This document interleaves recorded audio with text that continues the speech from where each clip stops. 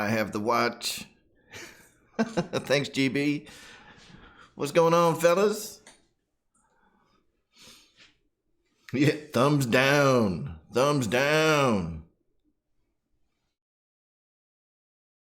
Tonight's topic, man, we're going to talk about all things. We're going to talk a little bit about coronavirus and some things that I have seen here in the recent past that may help some folks out. It may not. With this whole corona bitness. Because, man, one thing I've noticed is, man, Horizon's running out of a lot of stuff. If you do some shopping at Horizon Hobby, man, they are running low.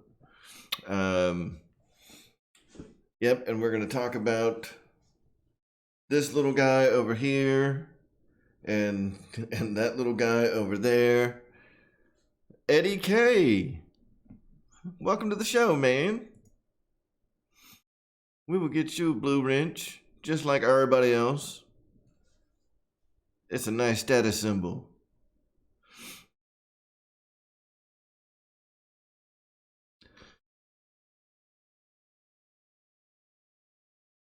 Sorry to hear that, Shadow. Have a good night, man. Sluggos RC. Hell yeah. F you, Kenny.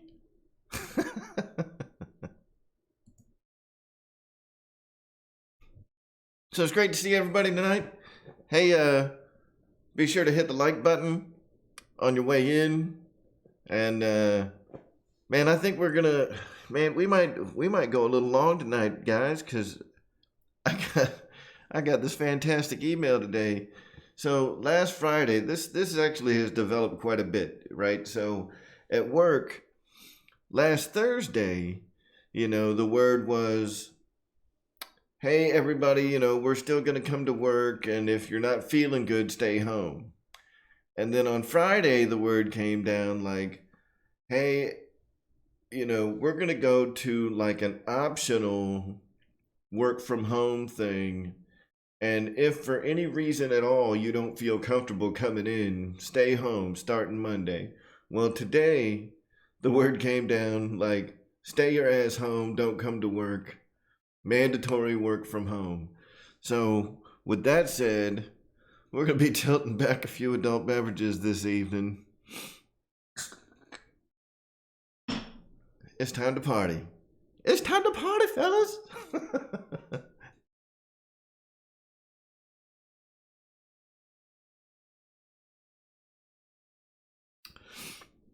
Thanks, Dennis. So, tonight, we are enjoying the always delicious Yingling Black and Tan Porter and Premium Beer. It is very nice. Jeff Henderson, hello, sir. I don't know if the stores are sold out of Yingling because I keep a little stock on hand. I like to make sure that I've always got a little bit of Yingling ready to go because I like it. So anyway, yeah, fellas, my work has instituted a mandatory work from home policy for the indefinite future. So I'm not even allowed to go to the office, which is crazy. So that kind of stinks. Because I actually like going to work. It kind of breaks up I don't know. It adds a little bit of wind up and wind down time. I know, some of you guys may not live in like big metro areas, but I live, basically in metro Atlanta, and I work in the city of Atlanta, or just north of the city of Atlanta. And the traffic is absolutely insane. But thanks, Eddie. I thought somebody would enjoy, a big geeky Star Wars shirt. The traffic in Atlanta is absolutely insane every day. And a lot of people get like road rage and they go crazy, over bad traffic. But for me, it's almost like therapeutic. I can sit back and relax and listen to my music and unwind on the way home. And, by the time I get home, you know, I'm, I'm just chilled and relaxed and ready to start the evening.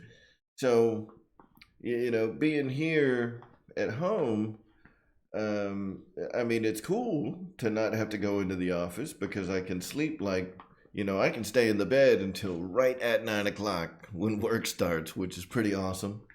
And jump on the computer. GB.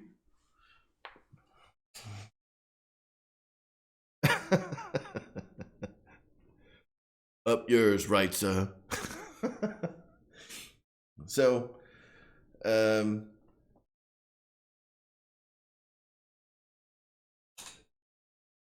man, the entire train of thought just got derailed. That's funny. So, yeah, with this, like at work, I take breaks, and like here at home, I'll just keep going, which is stupid because I can take breaks here too. And, like over the past, man, I think that like Amy and I decided, like, hey, we're going to get the pool ready for swimming, even though the water's only 60 degrees. It's supposed to get up to like 80, and start being in the mid 70s to 80s, here starting this weekend. So with the ambient temperature going up, the temperature of the water is going to rise pretty quick. So, we wanted to go ahead and start getting the pool ready, um, and get all the stuff that we needed, which, by the way, I thought that electricity was what was going to go, and be the high cost of pool ownership. Man, hell no, it's the chemicals, dude. Jesus. But anyway, so this past weekend I didn't do a lot of flying. I've kind of been the pool boy around the house, getting everything cleaned out and vacuumed and, you know, cleaning out the filters and doing all of the crazy things that go along with owning a pool, without having to hire out like a pool boy because, I mean, I think I can do it. I've met some of these pool boys and they're not the smartest kids in the world. Now, Jeff, I don't have like a big tall privacy fence. I've only got like a 4 foot fence, not a 6 foot. So if I wore anything like that, I'm pretty sure that the neighbors would call the police.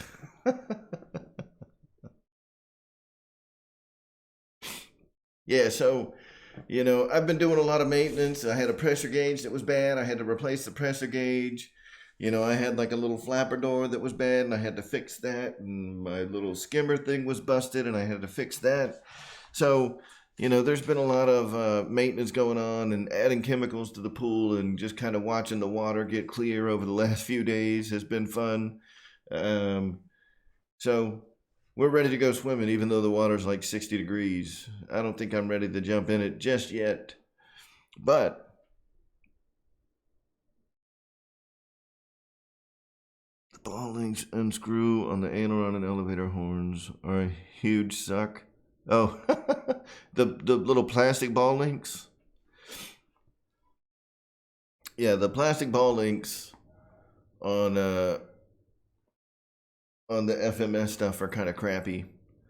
So, it's not difficult to change them out with the Dubro ball links. That way you get balls on both sides, instead of just one. And they're metal balls, and the plastic is a lot tougher. That the ball end, that goes on your threaded rod is made out of. So, yeah, anytime I have a ball link, that seems like it's loose or going bad on any of the FMS or E-Flight stuff, I'll swap it out with the Dubro ball links, and they're way, way better. They're a lot tighter tolerances. So, Holly Nation, that might be a good idea. I have to look that up and see, see what kind of shipping costs there are, because this initial, the initial treatment, all of the pool balance was way out of whack because we haven't done anything with it over the winter, so it's way out of balance, and I had to add a lot of stuff. A couple 100 pounds of different chemicals. It's kind of a big pool, so I'll look into that though, man. Maple syrup. I'll just dunk some maple syrup up in there. Edward and Gloria Hillbilly are seeing. How y'all doing tonight?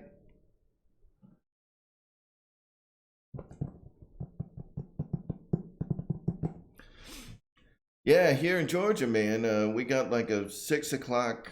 So right now, like all the grocery stores, or at least a lot of the grocery stores, are closed, which is pretty crazy.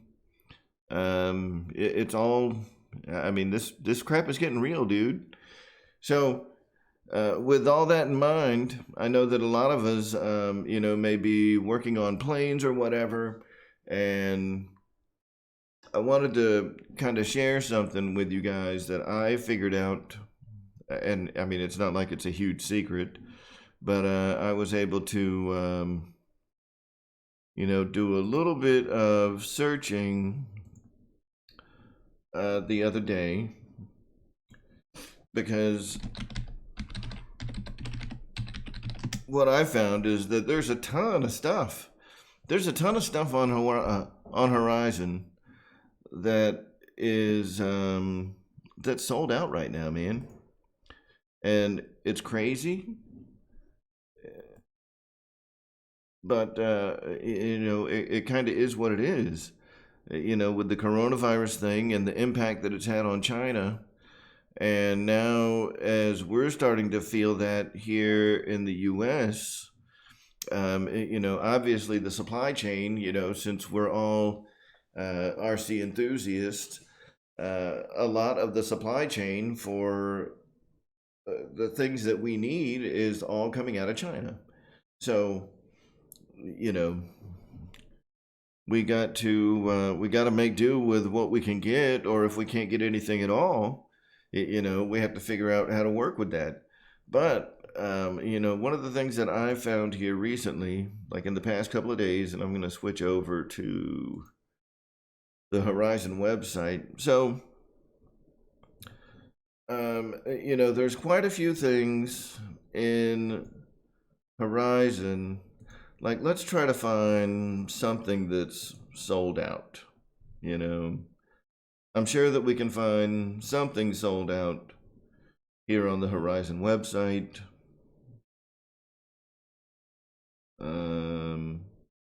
And obviously this isn't going to apply to everything, but maybe we can find. So FMX Pits 1400. So one of the things that I found,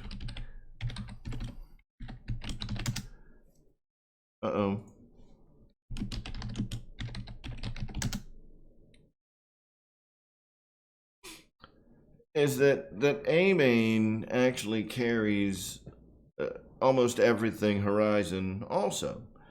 So A-Main has a lot of stock remaining,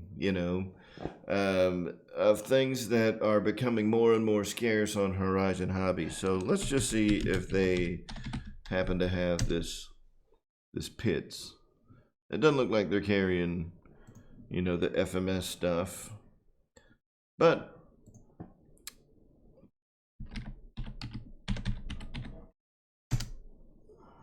one of the things that they do have in stock is this receiver, this Spectrum RC SR6100 AT 6-channel DSMR surface receiver, right? So this is for trucks.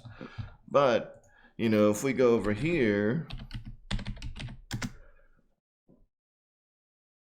It's on back order with a shipment due in mid-April. Now, if we, yeah, the dates haven't changed, but I'm not gonna count my chickens on the dates that are listed on Horizon's website right now, because those have been kind of written in mud, and I I don't think they're gonna be here. The 637s I don't think are gonna be here as soon as they think, because now we're getting hit harder in the United States. So things are getting pretty crazy.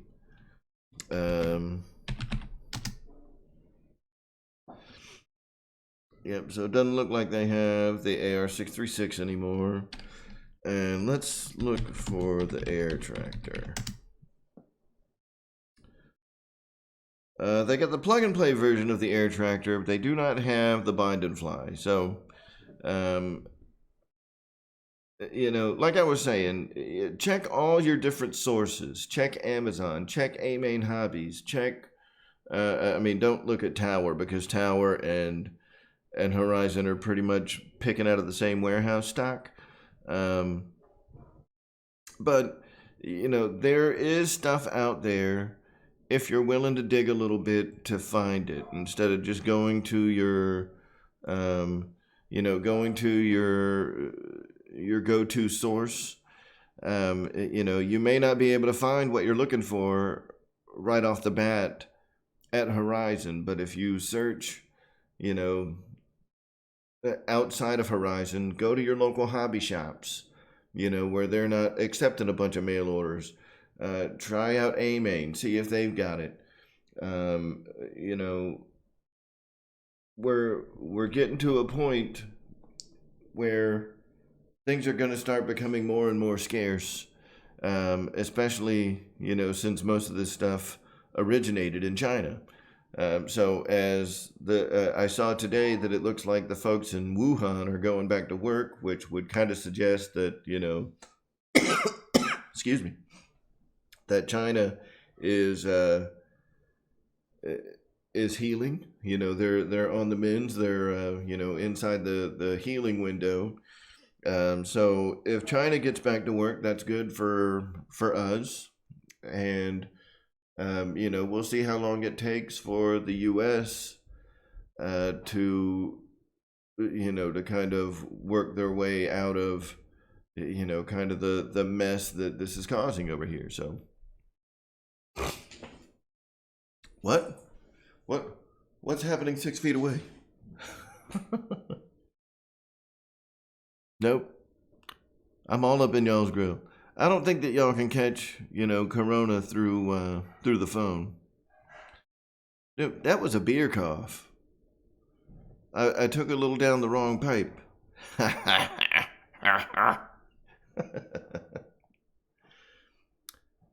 Shut y'all's mouth.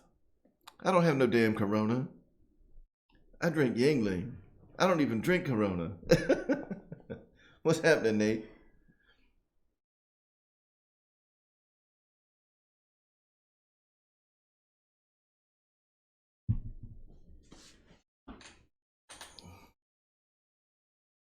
Yes, GB, sick in the mind. So that's good, George. And I hope that people have what they want, but now is also a great time. If there's no restrictions on you flying, if you fly at a private facility, or you fly, somewhere that doesn't have any kind of weird, mandates of who can fly or who can't fly or whatever. Especially for those of us that have like giant hangars full of dozens and dozens of airplanes, now's a great time to go and revisit a lot of those planes that we haven't flown in a while, man. That that once upon a time we were totally in love with them, and because we got something newer or shinier or whatever, we haven't flown them in a while. So now's a great time to go back and kind of go through your hangar and find some of those old sweet airplanes that you haven't flown in a long time, and get them back up in the air, man. You know, now's a great time to fix up airplanes, to get everything right. So, you know, once everything kind of gets back normalized, because it will get normal again, guys. This isn't permanent. Um, you know, we'll have a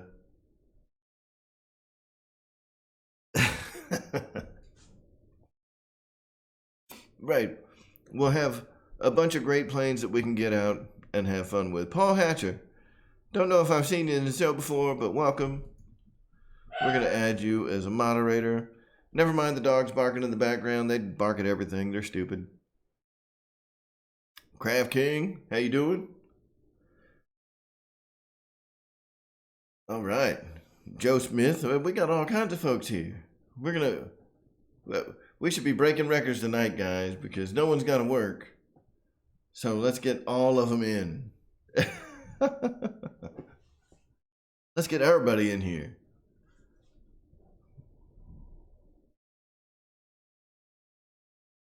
Nice, George. Yeah. And, you know, you should let us all know how that goes, too, because that's another thing that's kind of neat about airplanes is, you know, it doesn't matter how old they are. I mean, if they fly great, they fly great. So,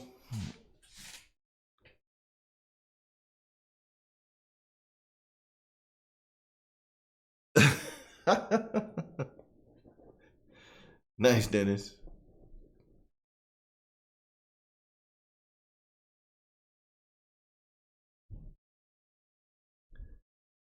Yeah, EQ. Thanks, Jeff. It does kind of suck, you know, but I understand and agree with that policy at the same time. You know, and EQ had mentioned about the mandate that Ryan put out that if you don't submit your receipt where you made your comment to the FAA, you will not be eligible to win any of the prizes that he's going to have available for his 10,000 subscriber giveaway, which should be coming up here. I think he said in the beginning of April. So, you know, that's. Are we buffering? I don't. Maybe it's you buffering because I'm thinking like everything that I've got here says excellent connection and I'm uploading at like 5,000 kilobytes per second. So we're looking pretty good on this end.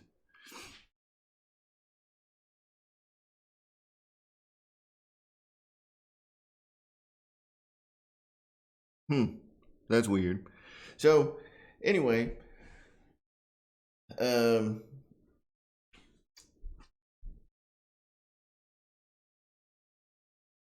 speaking of Ryan, I did want to. Yeah, that's because I got a crappy camera. I've got a crappy camera that I do these streams with. It's a little Logitech webcam, and I mean it does the job for the streams. I'm not gonna strap a $6,000 camera to do a live stream like Ryan does. But I wanted to jump over here real quick because for those of you guys that have not seen this freaking Captain Insano crap that that Ryan put up earlier, we're watching it together right now because it's awesome. And everybody needs to see this thing. Everybody needs to hear this thing. And because this, if you guys have not seen or heard the HSD, it's 105 millimeter EDF 12S F-16 that HSD Jets uses. I mean, it's badass. So I'm going to go over here and we're going to play this because it is totally just crazy. And it looks like we may not have any audio. So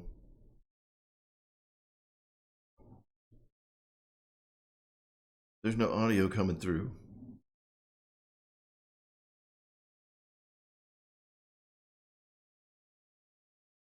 So let me try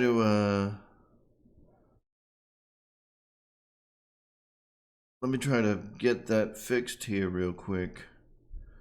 So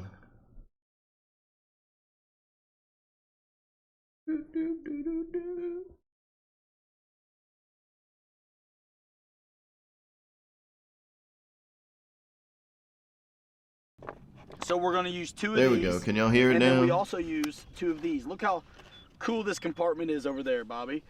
Fits right in there. All right. So I'm just going to let this play through I'll be darned. because right there, nice. These everybody are deserves to hear these this. are the Roaring Top just 2200 2S absolutely packs. insane bird. This and these thing power your flight controls, your servos. is incredibly awesome. And then Incredibly you've got your leads for them right here. And our radio's already on. Now nothing's gonna happen until I turn it on back here on the board.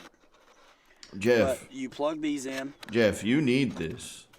Jeff, have you seen this video yet? Dude.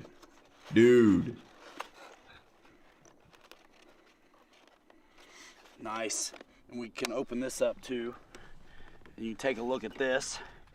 I've got the Cortex in there. Jeff, you're in for a treat, dude. I've got a telemetry or a I spectrum watched receiver, this video like and I've got my satellite several all the way times. up here. I bought an I extension. had to watch it and I had to get over some and mail-to-mail over again extensions because the to sound get is just from here to the receiver and still be able to tuck things It away is really nice. unbelievable. You proud of that? I'm proud of that work. It You looks know, good, and yeah? I'm sure Ryan's talking about Looks all good. of his Cortex. Andy sent me a picture of super his, and I cool, really just jazzy copied what stuff, he did. and Andy, you know the flight HSD starts here in a Jets few USA. minutes. So he also showed me exactly where he puts Y'all his want me to skip all this 5500 beginner 70C stuff? packs. And Or we're just gonna, go straight to the, mimic that as well. And here's our big Just go straight to the cable flight. to get it done. He said to me, he flew his Thunderbirds the other day. Oh yeah, look. And the batteries everybody's were back gonna here, watch this video. and it was almost too tail heavy. So I'm gonna move him to the front of this black edge here. Ryan's nuts are shaking. I think Bobby's nuts were shaking This is super too. exciting, guys. Look at So that, I'm man. gonna show you how to Two power big it up, ass. then we're gonna show you the gear. And What are those? that kind of 5,500 stuff. This has an milliamp afterburner hour, ring 70C on it. roaring tops. It's just a really neat jet. You guys Side who by know the side. I mean, HSD, that is a big bird. you know that this is also available in a turbine version. Go to HSD Jets USA and check that out. I'll put links in the description to that. And you don't even have to plug this in yet. That's awesome. Yeah, you don't have to. So what we do to turn on the system is we're going to push these two buttons until the lights go on. Oh, I just don't think that you can see the shaking yet. You'll see like a... Mike. Yep. I The have a lights start feeling coming on. he's trembling like a little So there's bitch lights on the all inside. over the place. The Cortex is getting a bearing on itself as well. So I'm nice and flat. Now I can start plugging in the flight batteries. Now the first one never sparks, the second one always does. There we go.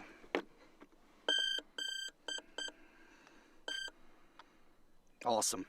Now we're gonna do some flight control checks. Everything's good. I'm gonna close this back up. Yeah, and if y'all missed it, he's got Beautiful two jet, guys. little life The packs assembly on is either as easy side as to any power the foaming flight you've ever controller. made So this thing before. has 4 batteries The only in it. thing that's next level, You know, it's got is redundant the power amount of for the flight a little bit controller of extra and work then because of 12S for all the main the power. So electronics. this thing is loaded for bear. Make sure you're nice and closed. Guys, look at this. It's not springs. These are actual oleo field struts. Look at the cushness. Look at that these suspension landing working. That's so awesome. But what we're gonna check And right it's got now on the brakes. ground. Left aileron, check. Up elevator, check.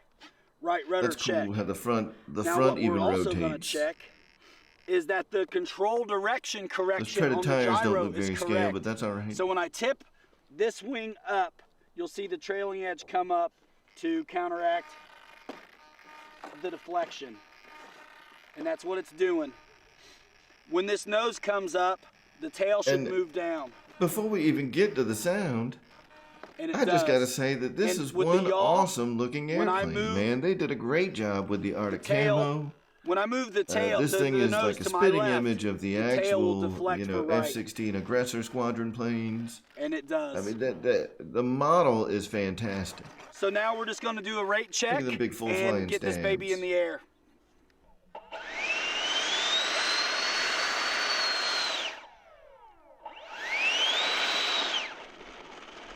And as cool as Here we go, the maiden burner flight, ring is, shakedown, I still think I'd like to see HSD F-16. you know, a center burner on Let's it, like a do it. Guniac Do this. afterburner. I still going think 3 that'd be minutes on this kick-ass. maiden. We're all set up. But I'm gonna shut up now and let the airplane do the talking, because this thing is a bad beast. Actually, no. It's 63% throw on the F-16, 70% mid-rate, 80% high rate, and that's on everything all around. Expo is only 15%. The Cortex is off. Let's go. Let's do this. Oh my gosh, we've been waiting forever. Oh, so excited. Let's light this candle. Yes.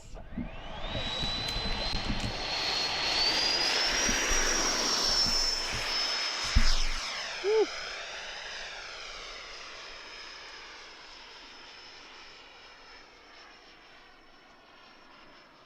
Tucking the gear away.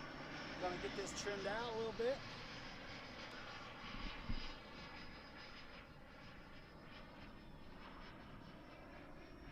Wait for the flyby.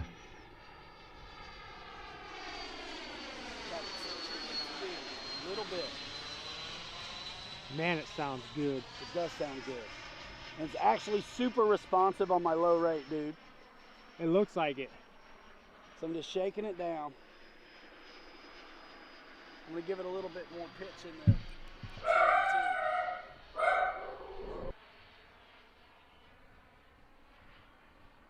And we're just gonna keep it safe, guys.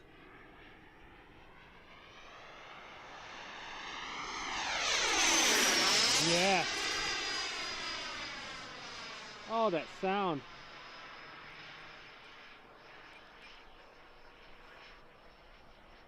And now what I want to do is flip in that Cortex and see if it doesn't level, smooth it out for me. I got her trimmed out. I like that. I know I'm far away, man. I'm You're sorry. all right. You're This all right. next flyby is fucking Cortex insane. Feels great. Everybody likes the Cortex on this. Oh yeah, Bobby, ready? Burning it up on the runway. Heck yeah. Yes. Oh my goodness, the power. Look at that, dude. I'm just keeping it safe, dude, and high. Oh man, that feels really good now. So, a little bit more pitch, a little bit trim. Oh, dude. Why would you not use this gyro? Dude, I'm just dead sticking. We're watching freaking awesomeness. I couldn't get enough, Ryan. I have watched this stupid video like Dude, it sounds 100 like times, a dude. turbine. Yeah, it does. This thing is absolutely sounds amazing. Now I'm gonna line her up.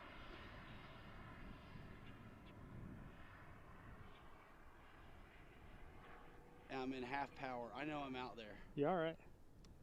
I'm dropping the gear.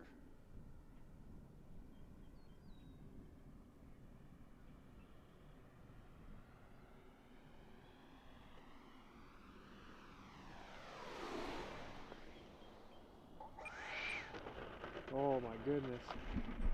And I'm gonna hit the brake. And guys, if you notice, he puts it on the ground with like 150 Oh, feet that's left so of the cool, runway, dude. Yeah. and then cracks the Hey. brakes and just. I was really high. I mean, don't dead stick your jets, but I did. It was working.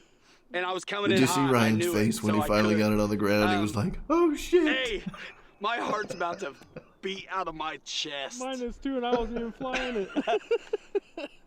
25 seconds left. We'll see what the cells say. Yeah. Dude, this thing is so just cool. a big Hey, deer kill this. I'm gonna turn the brakes off. beast. Deer kill. Gosh, hey. Maiden flight in the books. Andy Davis, you're a boss. We're doing a maiden flight on this in 800 feet of asphalt. And I know there's some guys who want to know about grass, but even on the website it says not recommended. Guys, that was 3 minutes.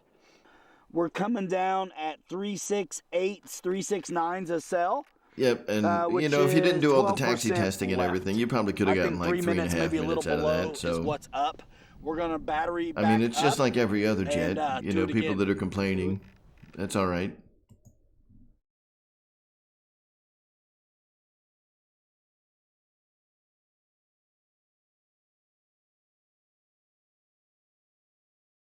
Oh man, I am self-quarantined.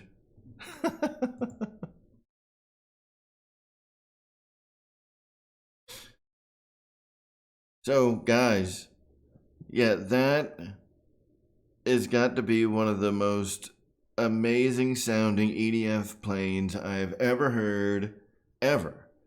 And I've heard other HSD F-16s, Brian. This one has the new power plant, doesn't it? Because it seems to sound different than the old power plant.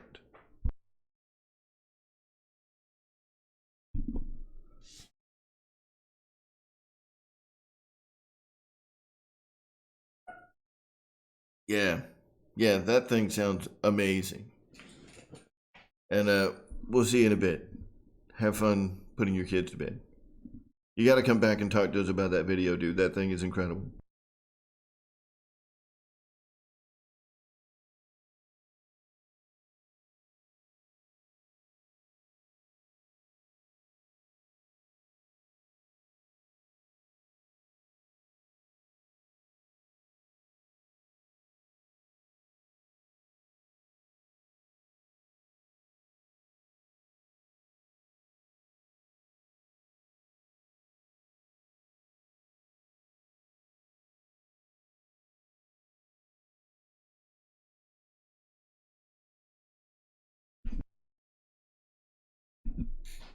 Sorry, guys. I had to go and I had to go yell at my dogs.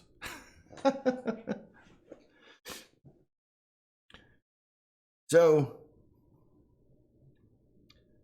you know, Ryan obviously had much better airplanes to fly than I did, but one thing that I did do over the weekend is I finally got to take out this little. So when I bought the UMX Turbo Timber, I went ahead and got the UMX Carbon Cub float set, which is an extra $20, right? And I threw those on the UMX Turbo Timber.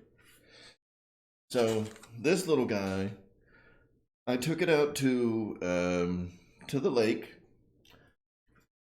this past weekend, and what I'll tell you is the hardware. So all of the wire, all of the mounting wire for the floats that goes on the bottom, comes with the float set. But with packaged with the UMX Turbo Timber, this rear bracket from the float set does not fit into the rear float gear, like the wire little receiver area there, the little plastic area that gear wire goes in. So if you get a UMX Turbo Timber and you want to put floats on it, you need to use the bracket from the Turbo Timber kit and just take the one that comes with the Carbon Cub floats, throw that one in the trash, use this set of wire, and it goes right into the rear mounting bracket of the UMX Turbo Timber. And what I'll say is I was a little concerned that the airplane wasn't going to have enough power and that it was going to drag through the water real bad. But I was pleasantly surprised that this thing absolutely just jumps out of the water. Um, you know, when it gets, I mean, it planes out the way that you would expect a float plane to plane out, um, and starts to skim, and then it just lifts right up. So this thing actually does very well on the water, compared to how I thought it would. And if you guys have any kind of body of water around you, it doesn't need very much to get off the ground, or to get off the water. And the floats are an extra $20, and to me they're totally worth it. I may leave this on floats because the lake is minutes away from my house. So anytime I want to fly the turbo timber. But here's the thing, getting the floats on and off, once you have like the wire all all prepared, it's just these two brackets on the front and back. So it's 4 brackets that you take on and off, and you guys can kind of see them there.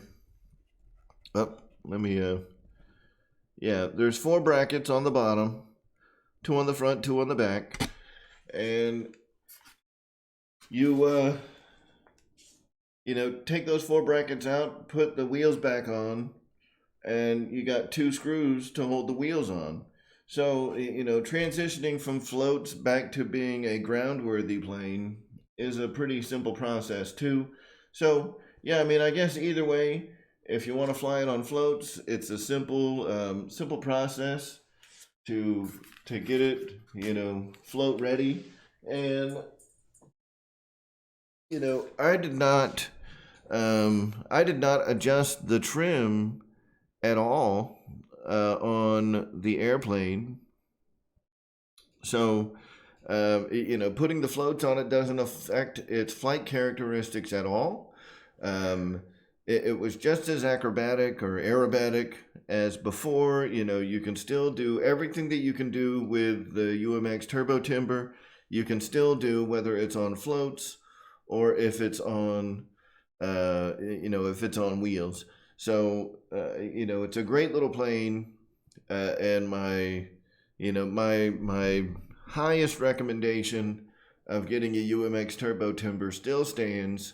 I believe that this is the current king of of the ultra micro airplanes that are out there. This thing is awesome, and when you add floats, it gives it just a whole nother dimension of cool factor. Because it handles it with such ease, and it's so stable in the air. It really is a great flyer, and I think that you guys will really enjoy it on floats too. Now, one of the things that I will say, oh yeah, Mike, I will definitely have it in the pool. No, one of the things that I'll mention, that's right, Ryan. The turbo is not affected by floats at all. It powers right through any added weight or any added drag. It doesn't seem to be affected at all. One thing that I will say is it is a bit of a bear if you've got any kind of wind or current in the water, because all you've got is the rudder on the back of the plane. You don't have a rudder on the floats, so it's kind of a bastard, getting it to go in the direction that you want it to, because it's just going to kind of weather vane worse on the water than it does on land. I mean, if you've got wind, I mean, the nice part is you're always taking off into the wind, but if the wind is blowing and it's going a direction that you just can't take off in, then it makes things kind of difficult. So you kind of got to wait for your moment to get it up in the air, because the wind just kind of blows it whatever way it wants to be. But once you get it flying, once you get it kind of moving in the direction that you want it to, and once you pick up some airspeed or pick up some ground speed, the actual rudder on the airplane becomes much more effective. But when you're just sitting there trying to kind of taxi through the water, because it doesn't have the water rudder, it makes it a bit of a challenge getting it the way you want it to go. So that's something to watch out for if you're going to do floats on a UMX Turbo Timber. But other than that, it was an amazing experience. I highly recommend it. Spend the $20, get yourself a set of the floats, and you're going to love it if you've got a place to fly off the water.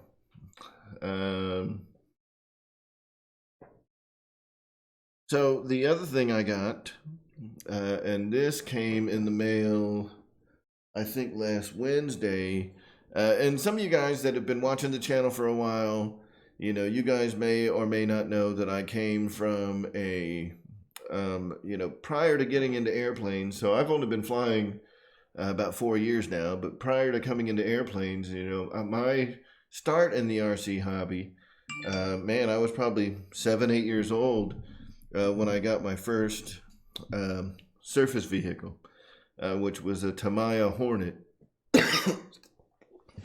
Yep. The Corona. I've got the coronavirus. So the Tamiya Hornet was my first car. Back when I was probably 7 years old. And then I got a Tamiya Grasshopper, and then a Blackfoot, and a Midnight Pumpkin, and a Lunchbox. I had a bunch of Tamiya cars. And eventually I got a Clodbuster, a big giant freaking monster truck. And then I moved on. I wanted to start racing because here in Atlanta, when I was a kid, there was probably 6 or 7 different racetracks, that you could go to. But the Tamiya stuff just wasn't competitive, So we're talking like mid '80s. And in order, everybody was running, these cars that were much faster than anything that I had. So, I sold a bunch of newspapers and got myself a team associated RC10. And from there, obviously the hobby had bit me pretty good. But I got my start in RC cars. And was running, I probably had like a half dozen different RC10s that were all set up for the different tracks, so I didn't have to change, all the steering settings and everything from one track to another. I had one that was set up for stock, that one that was set up for modifieds with different, spur, some were 48 pitch and some were 64 pitch, spur and pinion gears. So when I got out of RC cars and sold all of my RC car equipment, that's about the time that I started picking up airplanes, but that's been a long time ago. So, I was kind of out of the RC car business, and, Tamiya, I don't know, man. I think Hornet to Grasshopper. I want to say the Hornet was the Hornet and the Grass. They were so similar, but I want to say that the Hornet had crappy. Both of them were crappy. I mean, let's go ahead and get that out of the way. Both the Hornet and the Grasshopper were both pieces of junk. But I think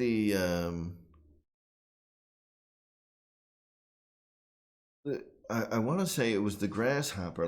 The shocks came up through the shock towers, the shock shaft, it was just springs on a little shaft that like a screw almost that came through the shock tower, and the screw went up through the shock tower and the spring compressed. So there was no real shock. It was just a spring. But they were complete garbage. But I loved them, man, and that was my start. And they, I want to say the biggest difference between the Hornet and the Grasshopper was I think that one came with a 360 size motor can with an adapter. they both use the same, transmission, differential, all that stuff. But one of them had an adapter with a 360 can size Mabuchi motor, and the other one had a 540 size motor. So one was much faster than the other one. And, and I ended up getting, maybe that's it. Maybe the Hornet was the upgraded one. So I probably had the Grasshopper first and then switched to the Hornet later. So the Hornet, so that would have been the one that had the oil shocks, but it was still pretty junky. But a lot of the components between the Hornet and the Grasshopper were identical. I mean, they were basically the same car, where the Hornet had some upgraded parts. And we just had a blast with those. And me and my dad would put them together. And back in those days, man, the cars came as a kit. I mean, you didn't get anything pre-built. You had to put it all together yourself. So I learned a ton back then. And now, everything is like ready to run. I mean, you just take it out of the box, throw it on the ground, stick a battery in and go. So they, we had a ton of fun with those things. And when I, transitioned over to like the racing cars, so I started doing like the RC10s, and back in those days, Losi was still an independent company. They hadn't been sucked up into the Horizon Hobby, ecosystem yet. So there was a lot of, folks, it was probably like, I'd say like 40, 40, 20. You had like 40% of the folks out there racing were running, team associated stuff. The other 40% were running, Team Losi, like the JRX2 back in the day, and then like the JRX Pro, which were really groundbreaking cars back then. And then you had like everybody else, so you had like the Kyosho and the Schumacher cars, but they were not very competitive with the Associated and Losi stuff. But we tore it up, man. We would go out to the track and just have a blast with these cars. So, when I got rid of them, it was kind of bittersweet, but I wasn't doing it anymore, and there was no need to have it, and they still carried a lot of value. So I sold them all, and got an apprentice. I got an airplane, because the whole time I was racing RC cars, I wanted an airplane. And that's been about 4 years ago, that I got rid of all that old RC equipment. And I never really got much into any of the newer stuff. I never really liked the big truggies or the racing trucks or any of that stuff. And Lewis, that's what I liked about the old Tamiya RC models too, is you did have to put them together. I mean, you had to put work into those things.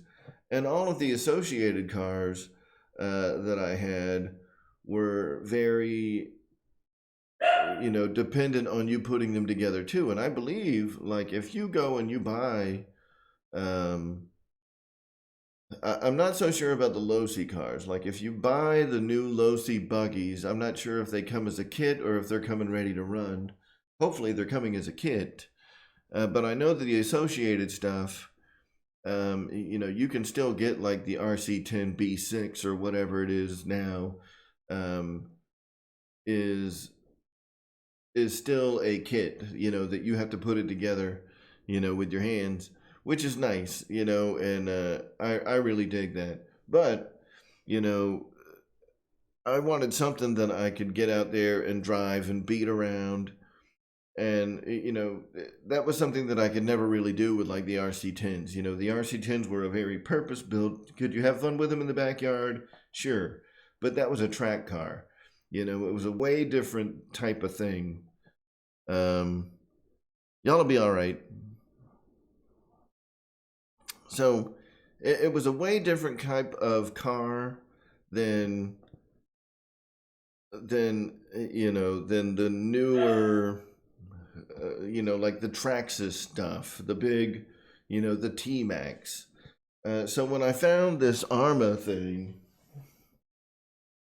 I mean, I was like, I gotta have that. It's a big beast, you know, and I know that like here lately, you know, it seems like, you know, between Ryan and Wesley and now me, you know, a lot of the channels are, I mean, there's still plenty of channels out there that are going to stick exclusively to flight, but I love, I love this big old Kraton. I mean, this is so much bigger than, you know, than the RC10s that I had back in the day. I mean, you can take this thing and you can beat the crap out of it. Um, and you know, this is the 4S model, so it's not, you know, it doesn't have the the aluminum chassis. It's a big composite tub chassis, which is fine. And you know, back in the day, I had one 130 amp Firma Smart ESC, which I installed in here. So you know, I went ahead and I bought the truck and a DX5C transmitter. You know, so this isn't the garbage transmitter that it comes with. It's not the best transmitter in the world, but for 99 bucks, I mean, this thing is great.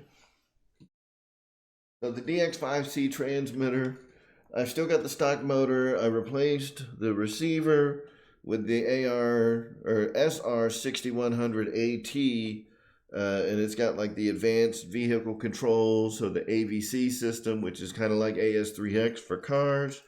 But I mean, so far, this thing is just a blast, and it is insanely fast, and it runs on big, you know, 5,000 milliamp hour 4S batteries, and I get probably like 15-20 minute run times on it. You know, this thing is a awesome, you know, awesome thing to play around with. It's big, it's heavy, and it takes a boatload of abuse, and you can just tear the crap out of it. Yeah. I tried it on 3S. It is still plenty quick, but man, I mean, when you put 4S on it, it livens it right up. I mean, this thing rips. It rips. Lewis, it makes a huge difference. So, you know, one of the things I'll tell you right off the bat is the junk transmitter that it comes with, which I think I've got.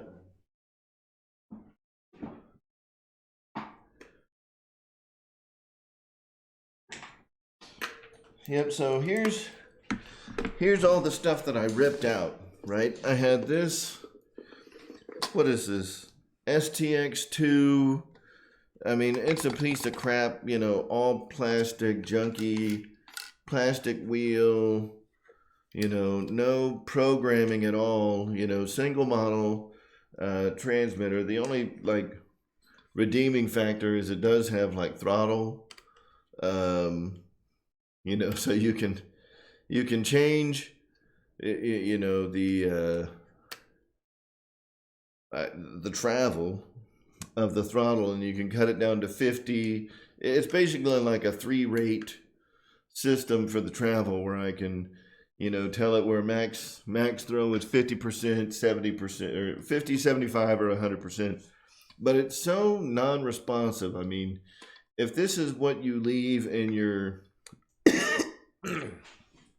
if this is what you leave in your vehicle the whole time, you're never going to get a good feel for just what the vehicle is capable of. So this thing paired up with this little SRX 200, you know, piece of crap receiver, ripped those out on like day one. I drove it once. I put a battery through it with all the stock setup, and this 120 amp speed control that it comes with. The speed control is not bad, but the transmitter and the receiver are complete garbage. That was a huge upgrade, going from, you know, that STX2 piece of junk over to the DX5C. Made a huge difference. Does it pancake the tires? It depends on how you land it. Yeah, so the DX5C made a huge difference. And, because I've got smart batteries that I run in it, I got a couple of the 5,000 milliamp hour 4S hard pack or hard shell, hard case lipos, which go great in there. The balance is awesome, and the power is awesome. And you get all that telemetry, and it's a lot easier with a surface radio, to take advantage of the telemetry, and you can set like your rollout and motor poles and all this other crazy stuff, so it gives you a pretty accurate representation of your speed. It gives you a lot of really great information over telemetry on the surface radios, which I'll probably do a video on that at some point because I like to make geeky videos about electronics. And, that was one of the huge things here is that STX2 transmitter. When you move the steering wheel, it just seemed like everything was so sluggish and slow, and you pull the trigger and you could feel, how long it took. It took forever for the stupid thing to go and move. And sometimes you'd have to pull the trigger like halfway back before it would move at all. So it seems like switching over to the DX5C, the proportional function of the throttle, like you've got the full range of the throttle and it responds to all of it. So if you give it just a little bit, it'll start creeping along. And I mean, if you rip it, it rips.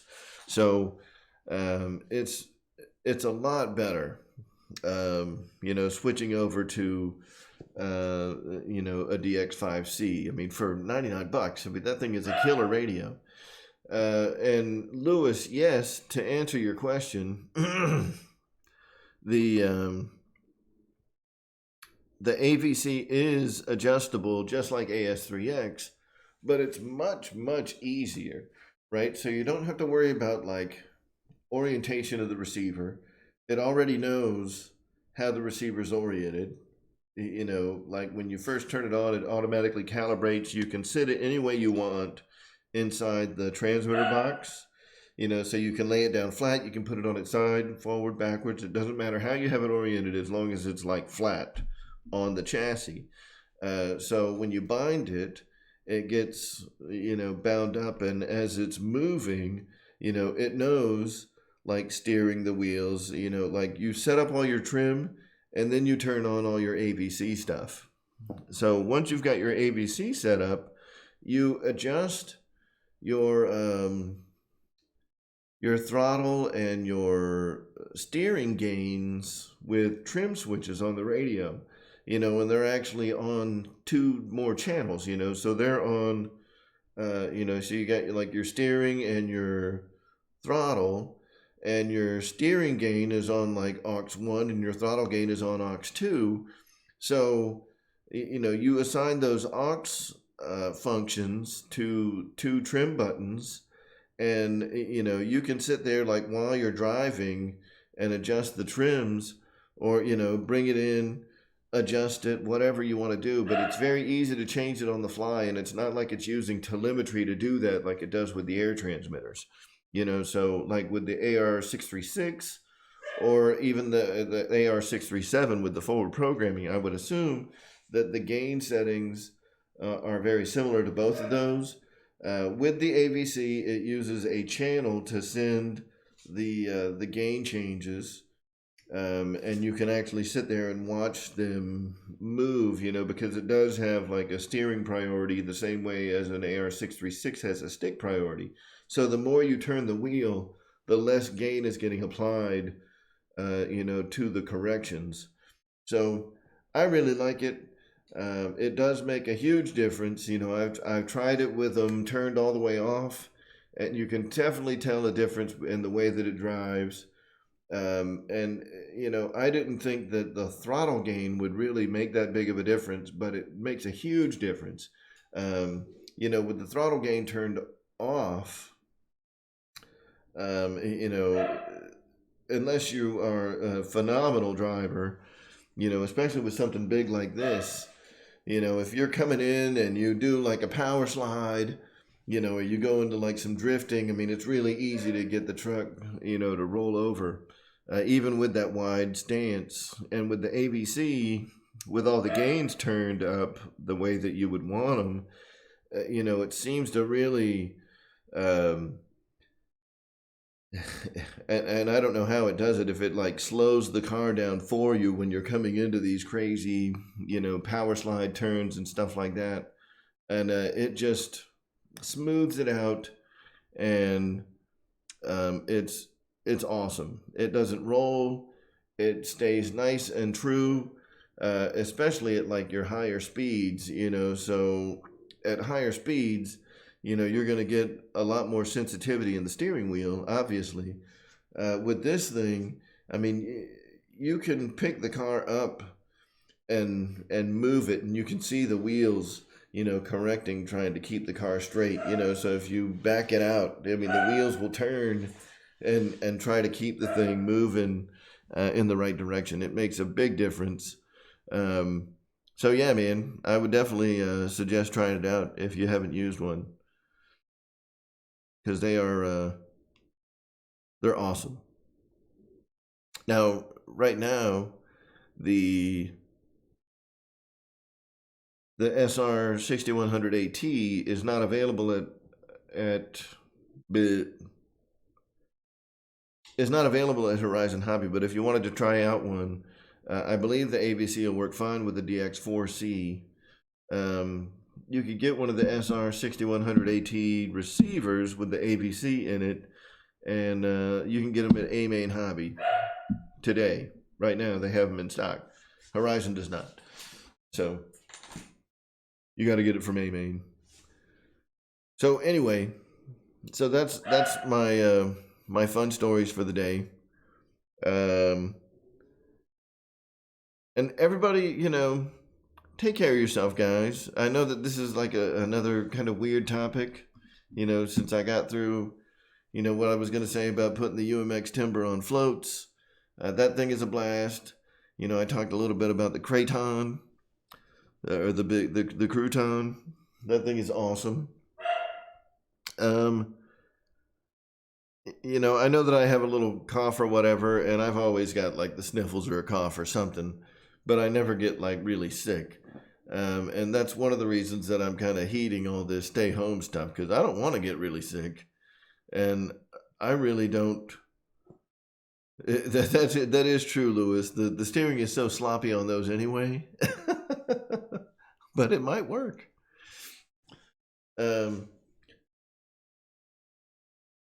Yeah, stay home. If you don't have to go anywhere, stay home. If we're going flying, that's one thing. I mean, it's easy to stay 6 feet away from people at the airfield. But, if you don't need anything from the mall, don't go to the mall. If you don't need to go to work, don't go to work. If you have the ability to work remote, take advantage of that, and stay healthy. I'd hate for any of the folks that watch the show to get sick, or, for any of the folks that I know, personally, that watch the show. I'd hate to see anything bad happen to any of you guys. So let's all take care of ourselves during this, coronavirus bullcrap. I know that, the chances that any of us are actually gonna get coronavirus are very small, but it's always better to be on the safe side of these kinds of things. So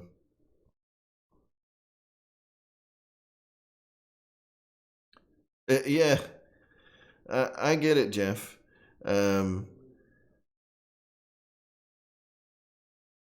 We're not.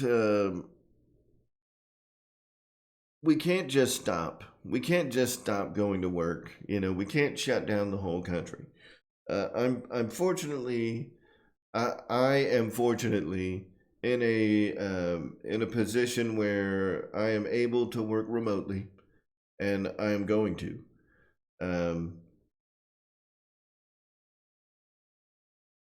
Oh, Jeff, that's true. That is true.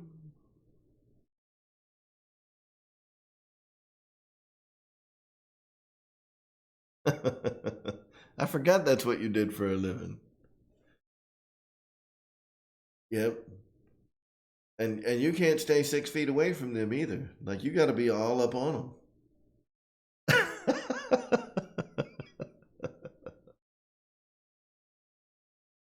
Yeah, Rich, I don't think that you'd be able to. I don't think that you can really fight fires from the comfort of your home. So, Ray, Jeff, I'll let you tell him.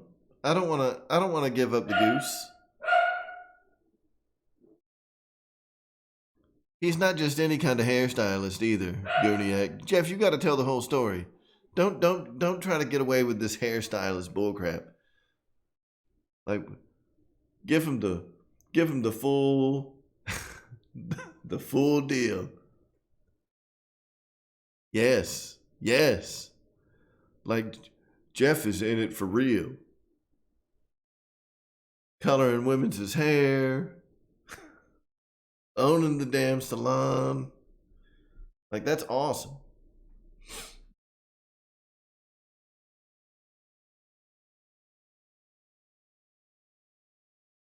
Right? Because like there's probably some ladies that come in there during the summer, that it's all hot outside and they want to get their hair colored, and they just woke up in the morning so they wouldn't miss their appointment, and like they're coming in there with all kinds of loose clothing on because they don't need to get all dressed up. Like, they're going to get their hair did, right? So they're going to go in there with ratty hair anyway because Jeff's going to hook them up. And they got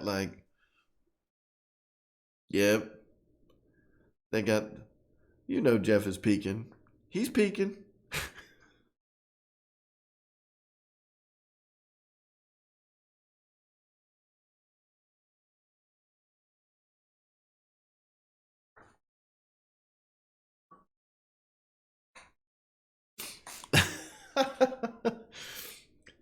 Jeff, it would only be crazy if it were false. But it's true.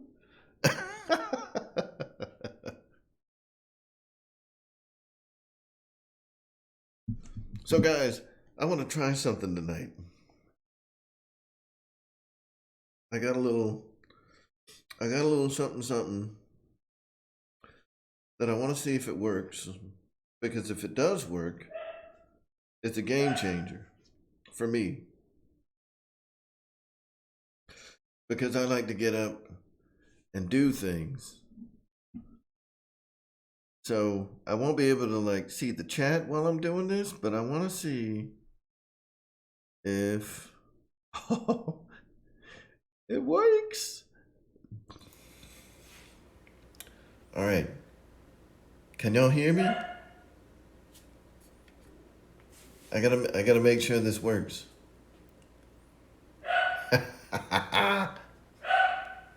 Nice. So now I can get up and go beat my dogs. I can go get more beer. I don't have to interrupt the stream or nothing. I don't have to be like, hey guys, I gotta go.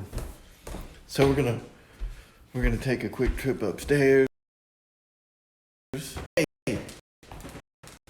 be quiet, dogs. Dang. Remember, I can't see the chat right now, so y'all can be talking back, which is awesome.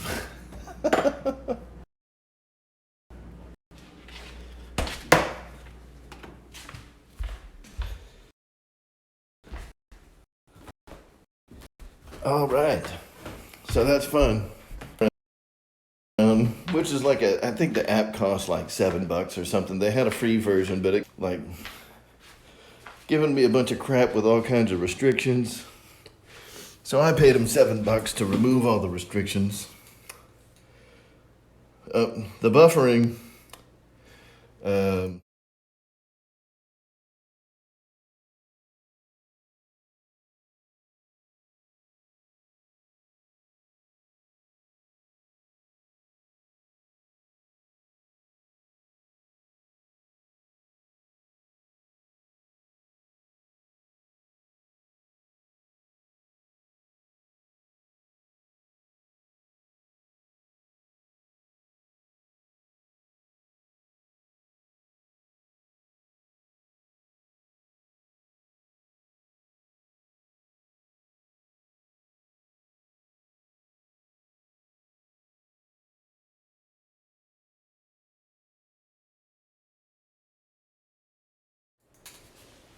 like the whole aeroplane connection,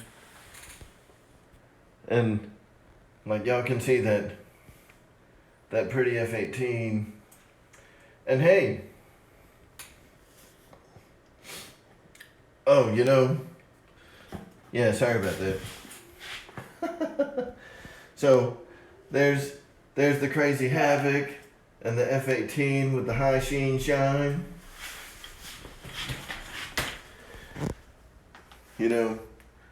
I don't know if y'all can see that high sheen, but it's pretty high sheen. And the Commander, and a Jug, and a Bigfoot, and an Apprentice, and all kinds of shit on the floor. And look, I ain't got no top secret stuff. And Vipers, and all this stuff on the shelf that y'all, you keep seeing back there, but they're just empty boxes. I mean, it's all decoration. And here's my little radio correction. That's collection in Chinese, by the way. I got my Stormtrooper DX6, the IX-12, a DXE. I got a little Bebop drone down there. My little Fockers that are ready for Joe Nall. So that's like my whole setup. Because I don't have a big huge hanger like a bunch of y'all.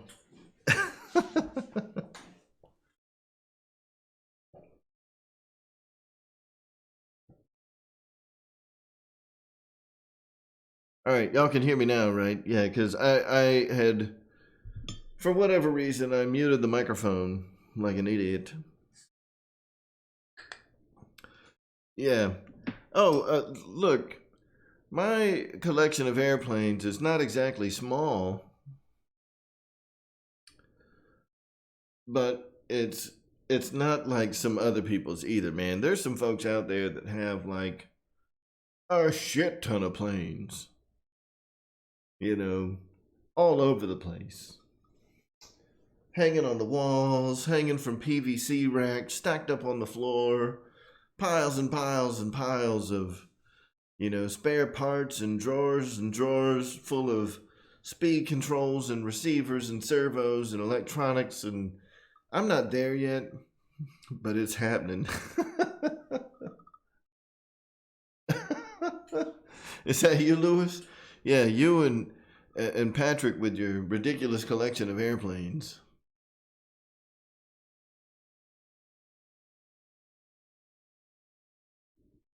Yeah, Patrick's got a pretty ridiculous collection of airplanes. So, the other thing that's pretty cool that I want to mention is I don't know what we're going to do with Dave's RC yet. And hopefully, hopefully that Jeff doesn't get all scared. Like I don't have corona, Jeff. Just when I drink beer, sometimes it goes down the wrong pipe and I have to cough a little bit to cough it up. I'm fine. So many of you guys know that my F-18, and for those of you that don't, we'll switch back over to the to the iPhone cam, because this is cool. This is like a novel thing for me.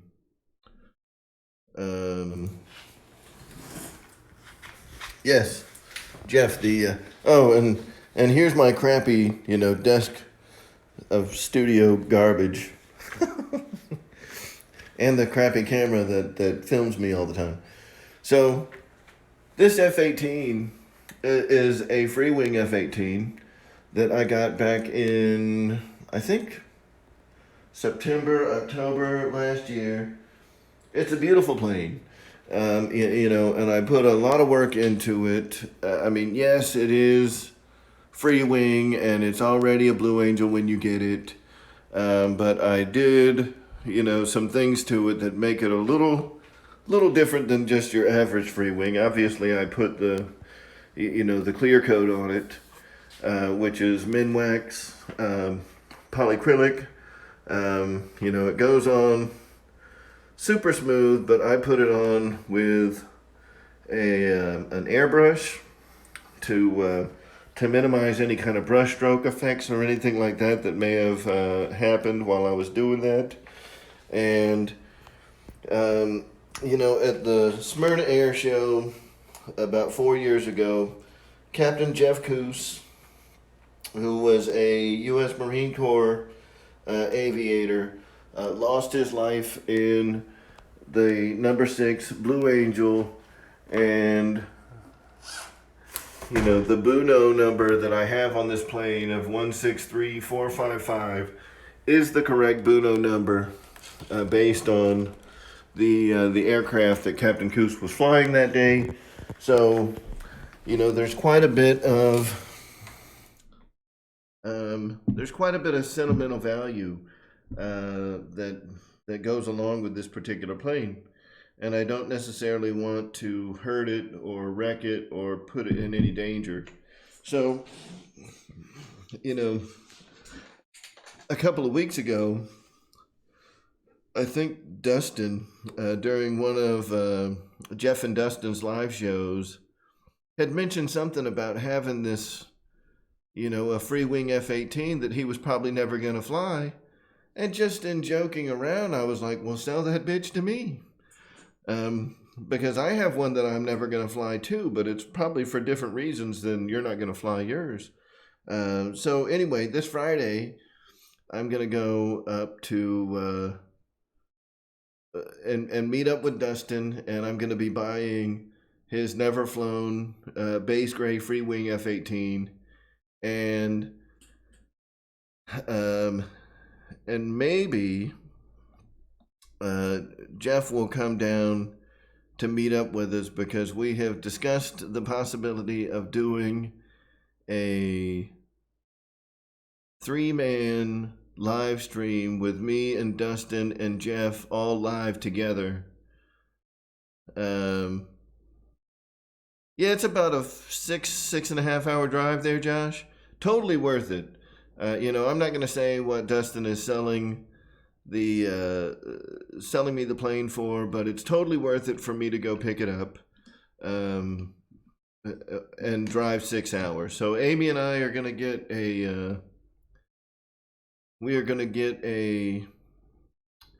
hotel room in North Carolina, and Jeff, I hope, is able to make it down, you know, to come and hang out with us.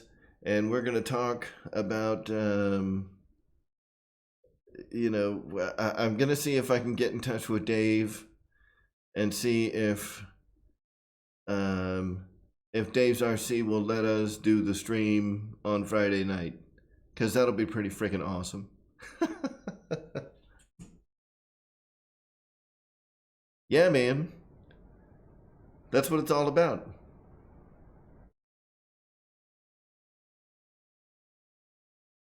JCB, it is very nice, and that's why I don't really want to compromise that airplane. I love the F-18. Love the F-18. And I love the way that it looks. I love the way that it sounds. But let me show you what I am doing with my F-18. Let me see if I can find it. You know, when I get this from Dustin,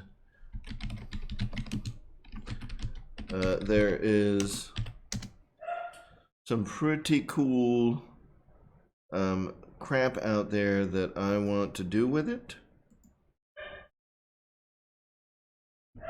that. Let me see if I can get this to come up full screen.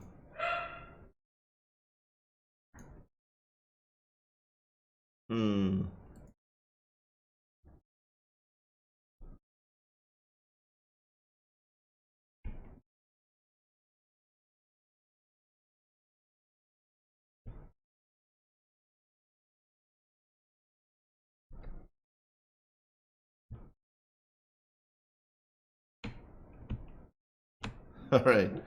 So I want y'all to take a look at the paint scheme that I'm going to do on this F-18 because I think it is freaking sick.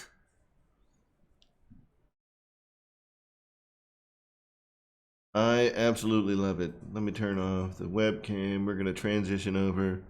Y'all check that out. Check that out. That bitch is bad. So I'm talking about Friday in like a couple of days.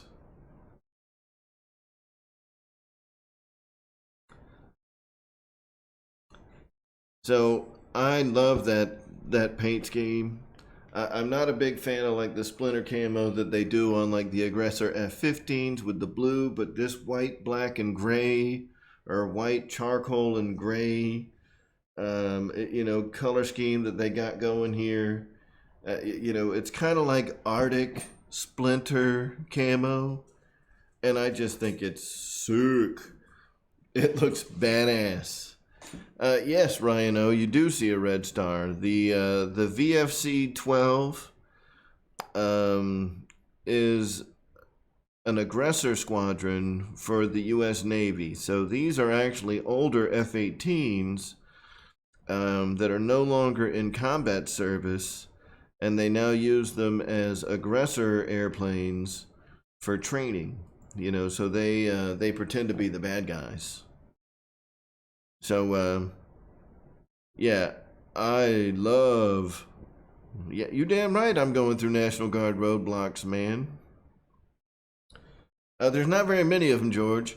And they have another one that's also really nice, and I'm kind of on the fence, between the two schemes. I'm leaning towards the Splinter paint job, but let me show you the other one that I found that's also just slick, that I really, really like.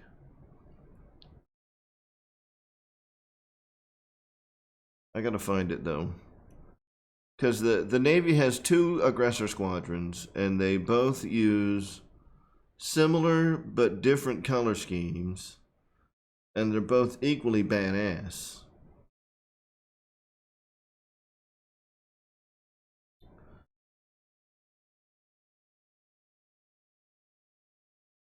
So let me open up this one now. Open link in the window. Image.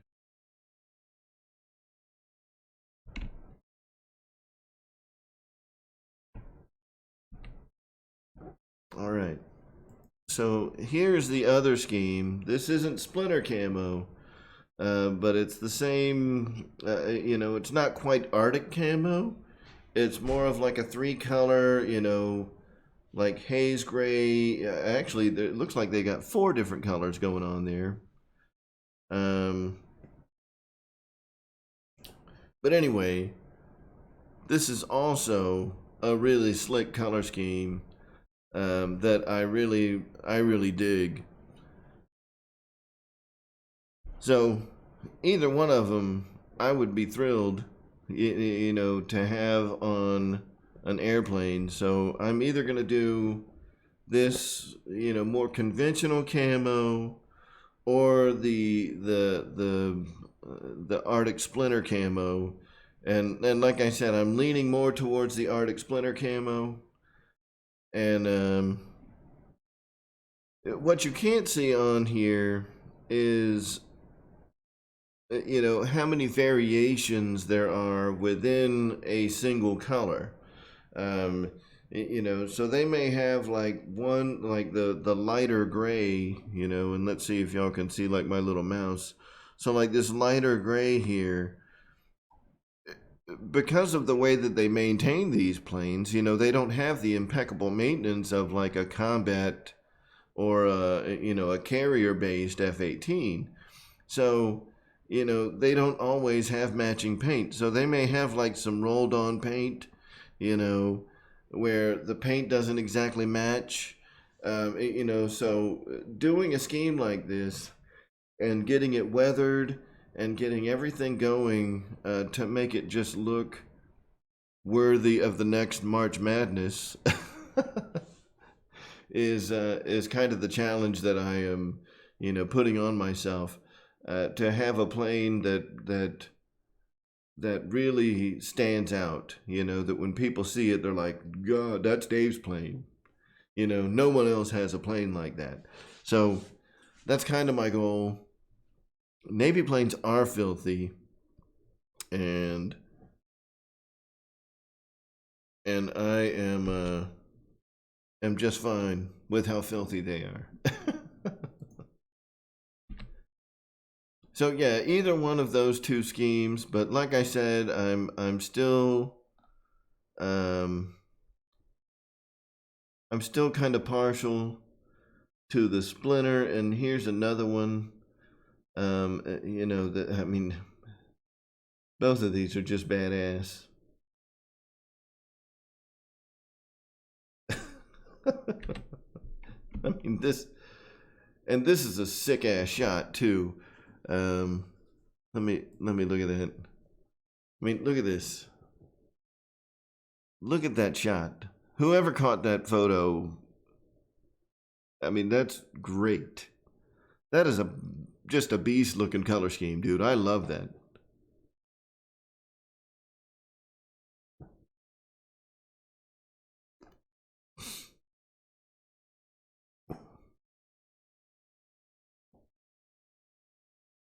So, yeah. You know, I'm not as thrilled about the Arctic camo, or not. I'm not as thrilled about the Splinter camo on the F-15, like the E-Flight F-15, which is an actual, you know, livery, by the way. Rick Maddox. Hey, man, I don't know if I've seen you on the show before. Thank you for coming. We're going to add you as a moderator. But this Splinter camo in like the white, black, and gray, or it's more like charcoal black and gray, because the front, you know, like the sun, I mean, it's almost like a sunshade. You know, it's like the chalk that they put under a football player's eyes, there on the front of the nose, is black. So the other, you know, dark areas are more like a charcoal color than actual black. So I really dig this color scheme a lot. And it looks like it's going to be a challenge to paint it. And yeah, I will be calling Callie to get quite a few of these things done. But one of the things that I'm a little concerned with is,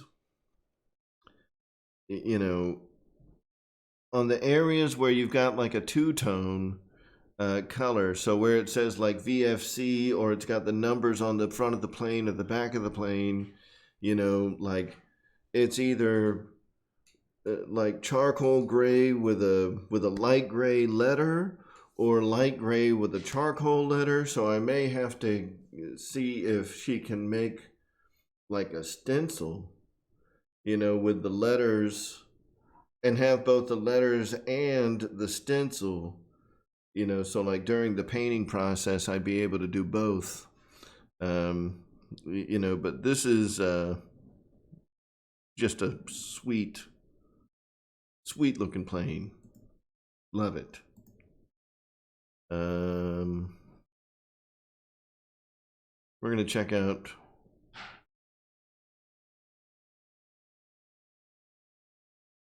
oh, what is that? That looks like a Marine Corps. That's a Medal of Honor plane. Nice.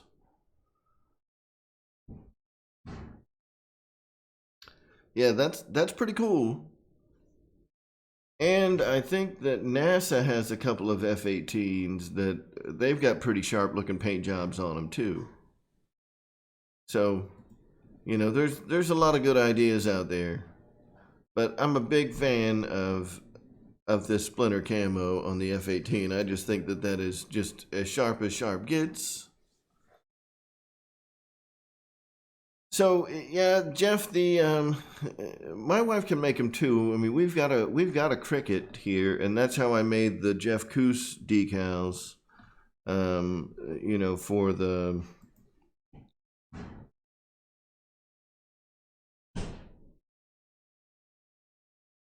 Blue Angel. Now, and I'm going to open this up so you guys can kind of see what I'm talking about, where some of the challenges of the paint are going to come in. Or, I would just have to get the decal made and then make sure that the paint matches the decal.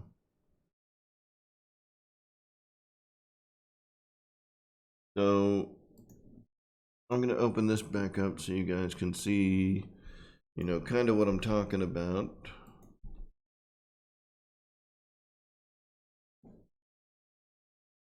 So, you see how it has like the VFC 12 and even like the intake logo. See, like the front is, black graphics on a gray part of the airplane, and then gray graphics on a charcoal part of the airplane, and vice versa. Like up here, I'm not going to have a drop tank on the airplane. I think that drop tank looks retarded. But where it's got like the VFC, those need to be color matched. So rather than doing those as decals, I mean, that's a tough call. Because then I have to match the paint to the decals instead of doing it the other way around, right?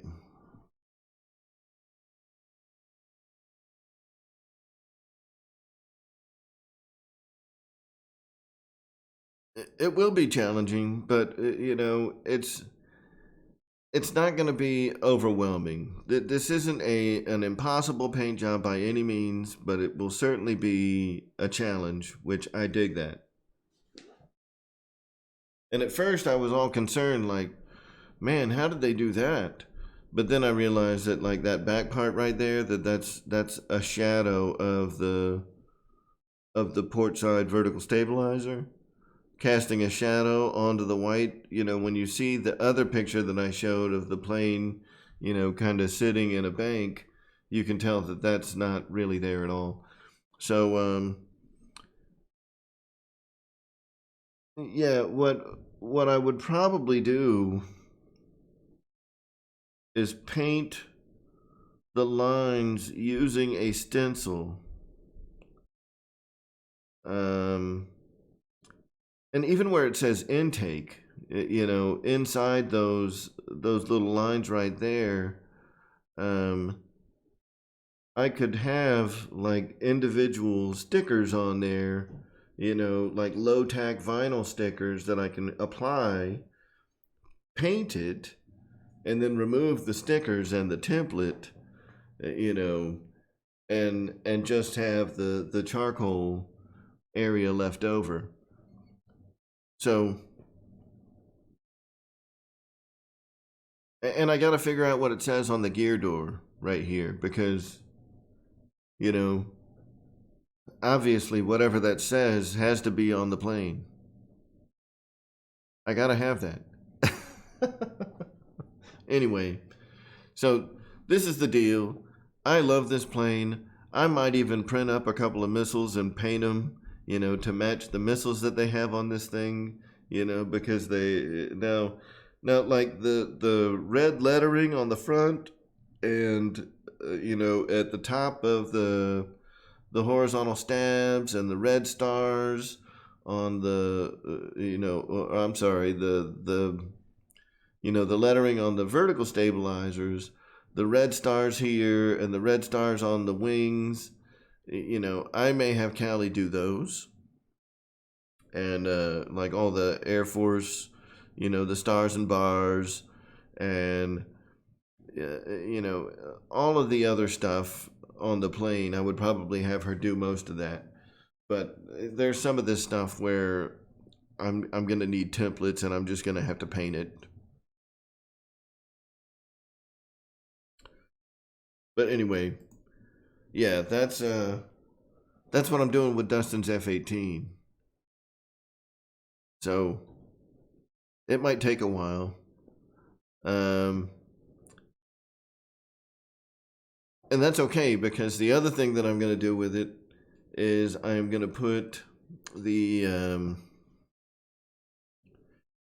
yeah, right, Michael? I'm going to put the high performance 90 millimeter EDF in it. Dustin's already changed out the rear elevator servos with full metal elevator servos, so I'm not, you know, quite as worried about those. I will most likely wire everything, just skip out on the blue box, wire everything into, I've got a 9-channel receiver that, who sent that to me? One of you guys sent this to me, a 9-channel receiver.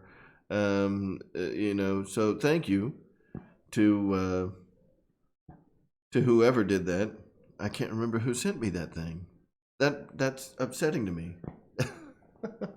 But I have a 9-channel AS3X receiver, so I'm gonna skip out on the blue box and put that 9-channel AS3X receiver in there, and that will let me do everything except drag brakes. So I won't have independent rudders, but I can have full flying.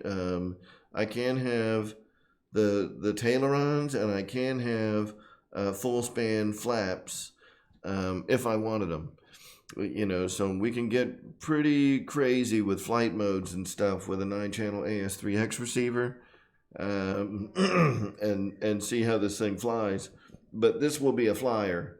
It will be an airplane that gets a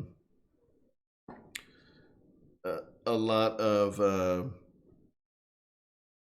it gets a lot of flight time, you know, and that's why I want to put the high performance 90 millimeter in there, or any, you know, whatever 90 millimeter is going to create the most thrust on 6S power, because that's really, you know, the F-18 flies pretty good on its own.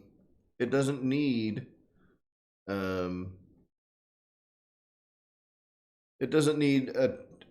a lot more power than it comes with stock. But I like the idea of the 9-blade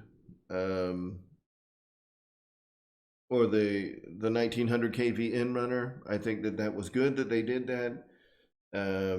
So I'd like to see how that motor and EDF combination does, and see if it you know, gives me better performance for this model. Because I mean, as any of you guys that have the F-18 know, it's kind of a big plane. I don't think it's got a very long wingspan. I think it's only like an 1100 millimeter wingspan, but a 1500 millimeter fuselage length. You know, so it's not a small plane. It's kind of big.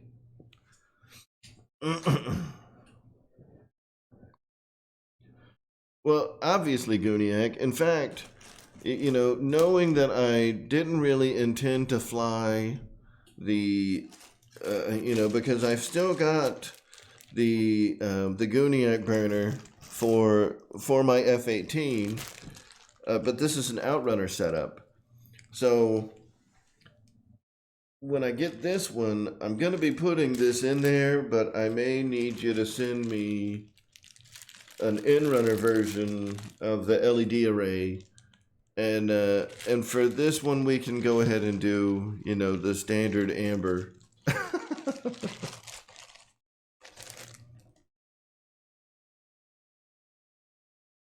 Yeah. I just don't know what the diameter of the in-runner is for that 1900 kV in-runner. But this will go into an F-18, just not the F-18 that I thought it was going to go in. So, yeah, that's all I would need to do then is, and guys, this is something that Guniac does that's pretty nice. The way that he makes these things, it's all modular, right? So he's using like a brushed ESC. Well, maybe I won't give up like all the goods on how he gets these things to work, but he sets them all up to be modular, and kind of self-contained and easy to install. So, you know, the way that this thing slips on there, the way it all connects, the way that you route everything, you don't have to solder up crap. Everything is kind of polarized and set up in a way that you can't really plug it in wrong. I mean, you could if you're a complete moron, but you're not gonna do anything really bad with it. You know, so when you install one of these things, you know, say you burn out your LED unit, or you want something different, or you switch from an outrunner to an in-runner, you don't have to pull out all the other stuff. You can just swap out the LED unit. You know, so that's one of the things that's really cool about the Guniac center burners, and one of the reasons that I like them. So, no audio.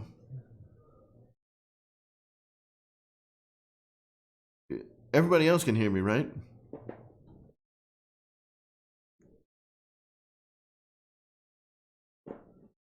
Okay. Yeah, so like I was saying, guys, you know, if you haven't talked to Ray Guniac 33 on here and you want an afterburner, his afterburners, you know, he sets them up. They're done very professionally. He sends you everything you need to do it, with the exception of like some CA. You know, sometimes you need some CA to set things up, especially on the in-runner setups. You know, to keep them from kind of moving around. The outrunner setups like this one, you don't really need that because they're set screws. But, you know, he does a great job. All the solder joints are excellent. The way that he puts them, you know, together is excellent. They're just a great product. So, you know, check them out. And I'll definitely be, you know, be putting this in an F-18. But that F-18 will not have an outrunner motor. It's going to have the 1900 kV in-runner from the new high-performance F-18s that Motion is selling now. So we're going to have some fun with that thing, and we're going to get it good to go.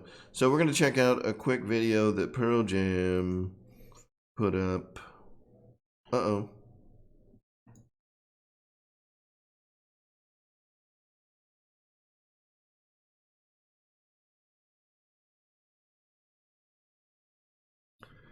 Yep, it's not letting me open up that link, Pearl Jam, so it'll have to happen at another time. Yeah, Guniac, of course.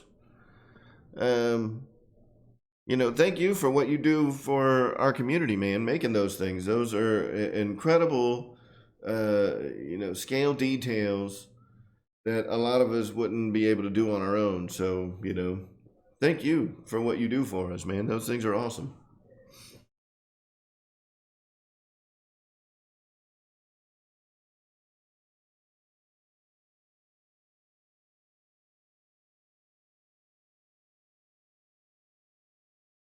Yeah, weird.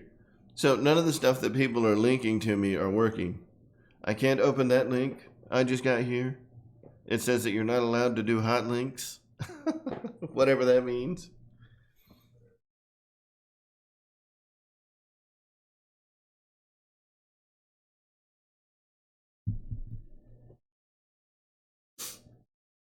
So, yeah, I'll figure out how to do this this camo scheme. It actually doesn't look like it'd be that hard.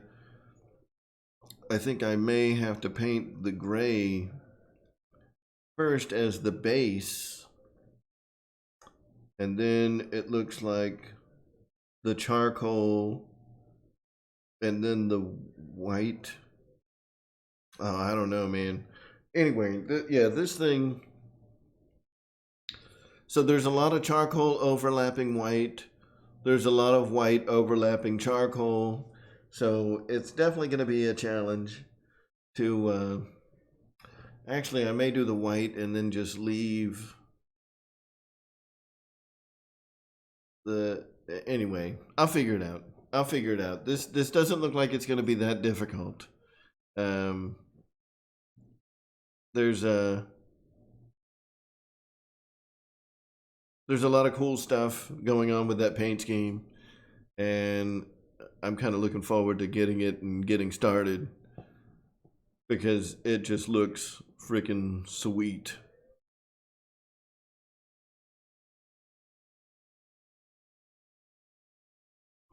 So I think that's a gray color, and if that's the case, the Freewing F18 already comes in a light gray. You know, it is a base gray model right from the start. So if that's the case, you know, I may try to work with what's already there rather than, yeah, you know, I'm going to try to work with what's already there rather than repainting the whole model, but it may be easier to respray the whole thing white and then mask out the white, you know, and do the other colors later. But we'll see.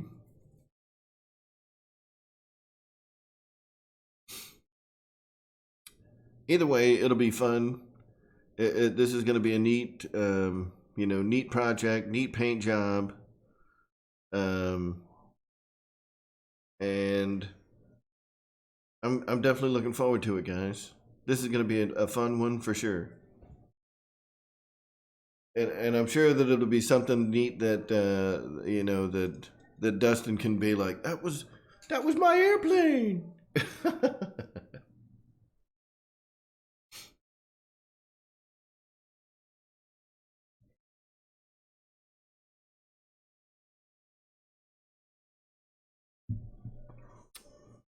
Yeah, there's some cool stuff going on there.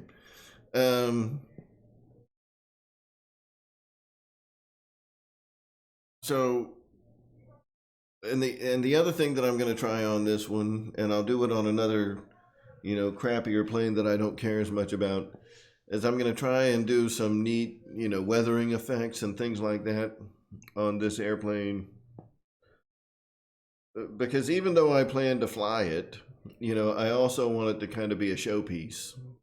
Um, you know, something that I can show off to people, and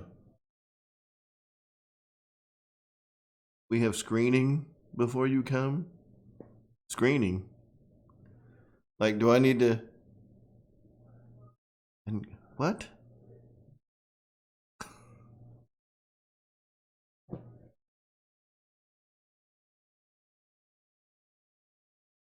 Like coronavirus screening? You need me to get coronavirus screening? I don't know if I can get that done, you know, just because.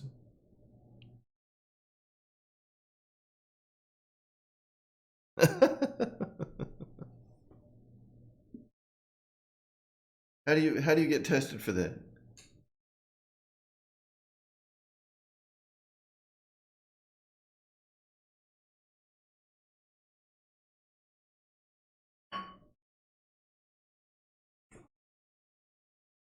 Just stay 6 feet away, dude. We'll be all right.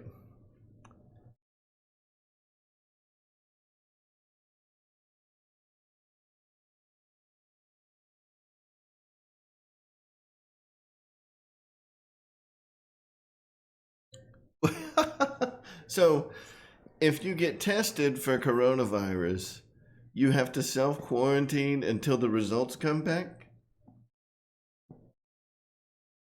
Or it's a Class B misdemeanor? Welcome to New York, dude.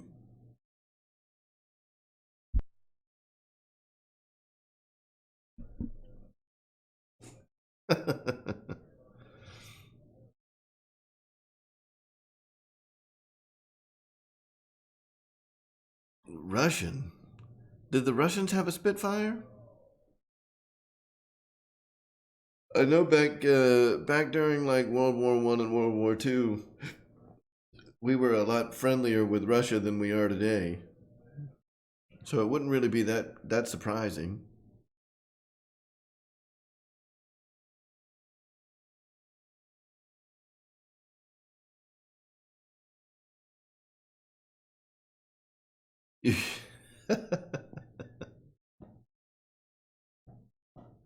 that's that's brilliant, Ricky. That's exactly what you need to do. Is ride on a packed bus, but not go to work. You know, I'm just saying, I have more confidence going and hanging out with the people that are at a bar than I do hanging out with people that are on a bus. Because the people that are at a bar, you know, while it's not self quarantine, they are absolutely sterilizing the insides of their body with alcohol. You really can't go wrong. Like that just seems like the right thing to do. Like me drinking is doing the whole world a favor by ensuring, you know, that I'm not going to infect anybody with coronavirus because the alcohol is killing the coronavirus, right? That's not how that works. Sorry, my dog's about to bark at me.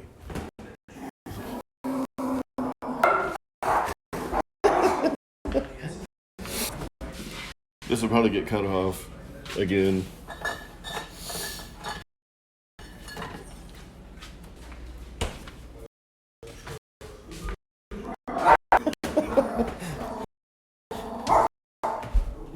So yeah, I figure that, you know, the more alcohol you drink, the more healthy you become.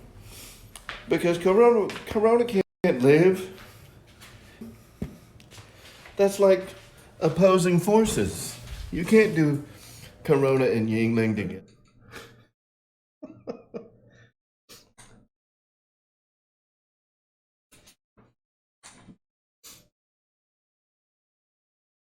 All right. Sorry, man.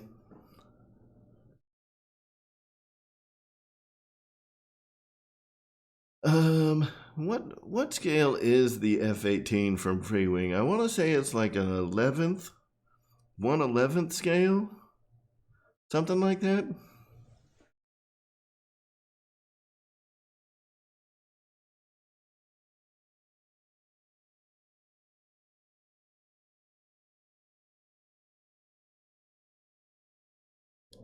I don't know if that's on Motion's website. If they say what scale their airplanes are.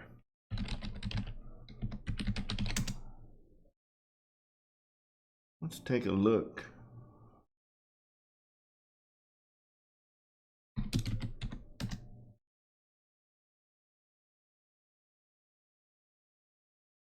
Oh my gosh.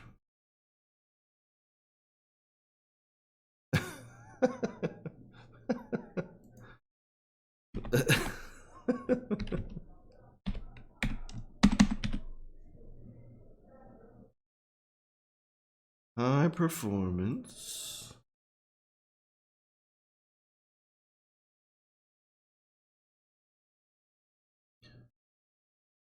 Yeah, I don't think it says what scale it is on. It's 1/11th scale. 1/11th. So it's a pretty big airplane.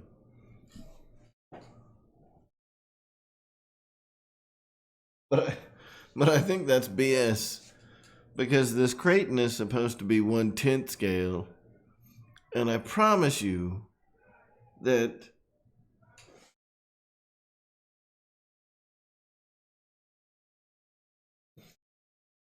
that the F-18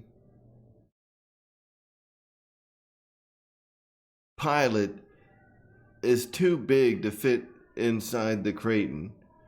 So the Kraton is like massively oversized.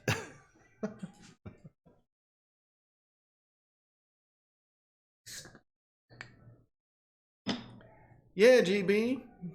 I told you, man.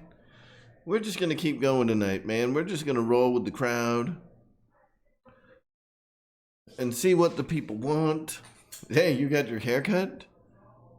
You don't have that much. What's up, deuces?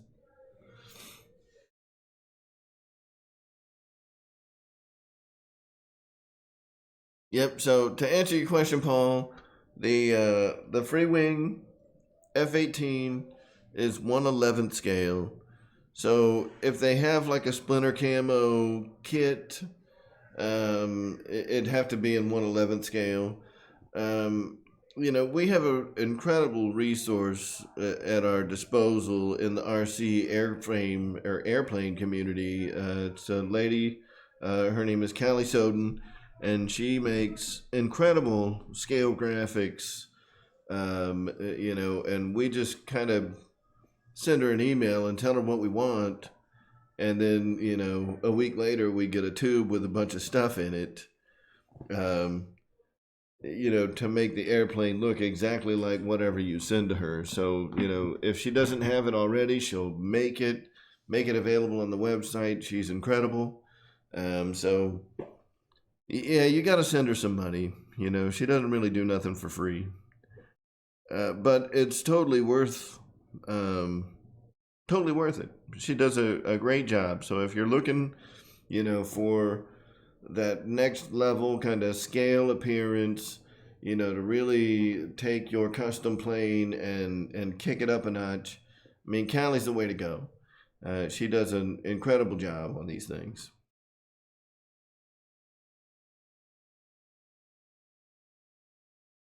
What are the Stafford Act? I think I have heard of the Stafford Act, but I read about it many, many years ago, and I have nothing, no point of reference today to remember what it's about.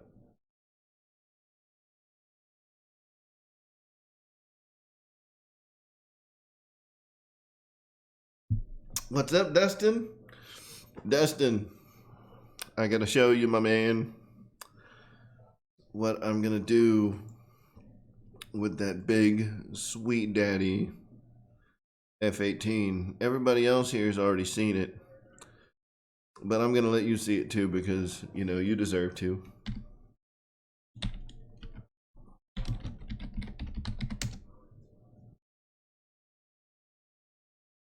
You're gonna like it, dude.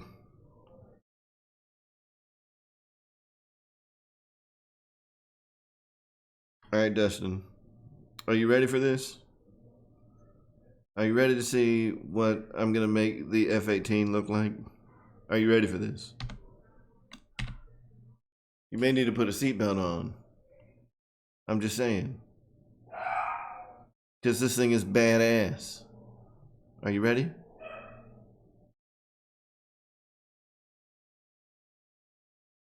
All right.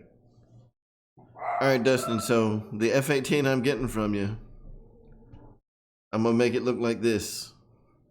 And it's gonna be fucking pimp. It's gonna be fucking pimp. Woo! That is good looking.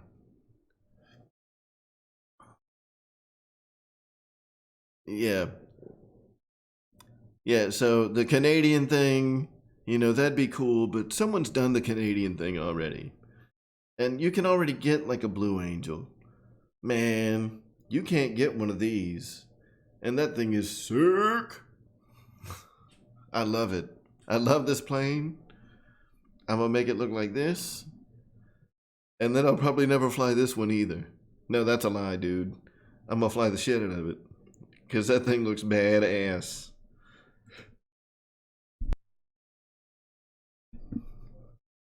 Yeah. I love that paint scheme, dude. Love it.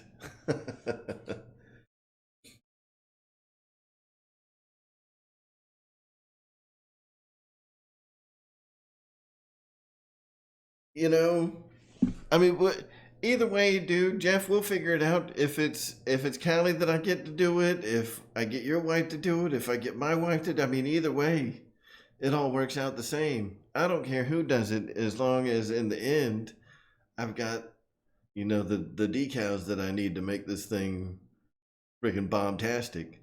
So let's make it happen.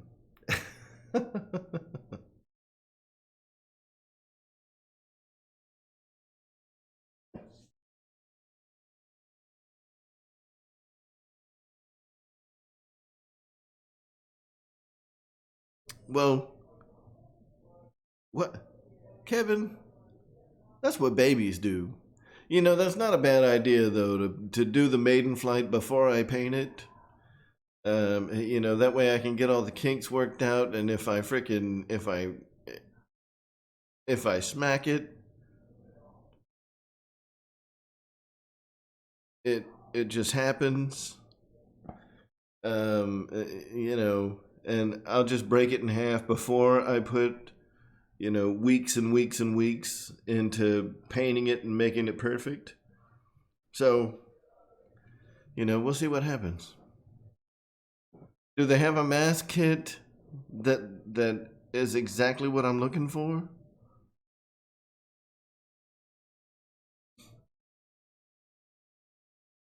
Well, see, I learned so much stuff the first time that I flew the Blue Angel F-18 that I won't be making those mistakes again on this one.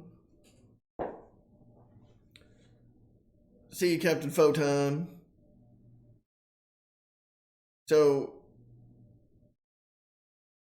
see, that's what I'm thinking, Dustin, is I'm just going to get some in fact, in preparation for this day,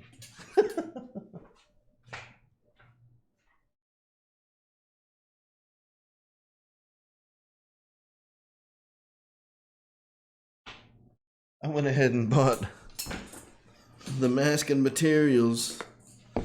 And I don't even like using like the green frog tape. I use the yellow frog tape because it is even more gentle on paints.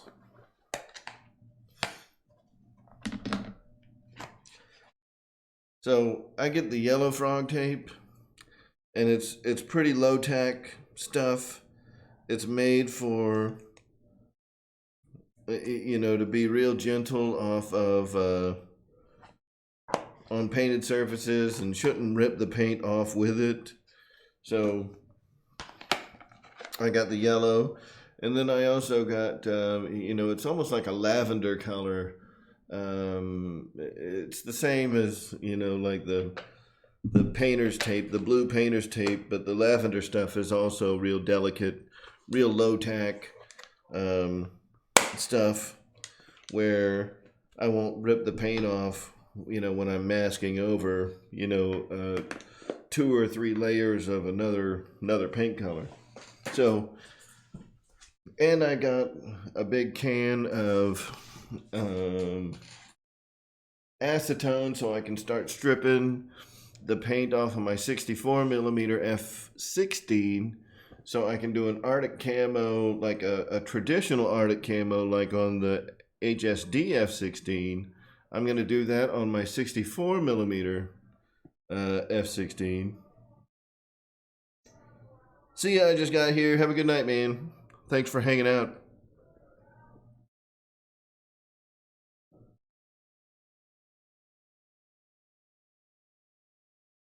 Wet paper towels actually work really good if you can get them placed just right. But for the type of stuff that I'm doing with airbrushing, like I don't need it to be so tacky that it's trying to prevent runs from, like I can get a sharp line, airbrushing by just taking a piece of paper and holding it up. Like I could do this probably with like index cards, and just use index cards, but it'd be like one square at a time, where with the paint, especially with like thicker, with the thicker yellow frog tape, I can just lay down, the paint's where I want it. And then, if I do pull some paint off, I can use like an index card, to clean up any areas where any paint pulls off, and I'll just have all three colors mixed up and ready to go. Actually, four, because there's like a charcoal, a black, the gray, white, and like a silver color. But I've got some pre-mixed silver that I can use on the tip of the nose. So it'll be fun, man.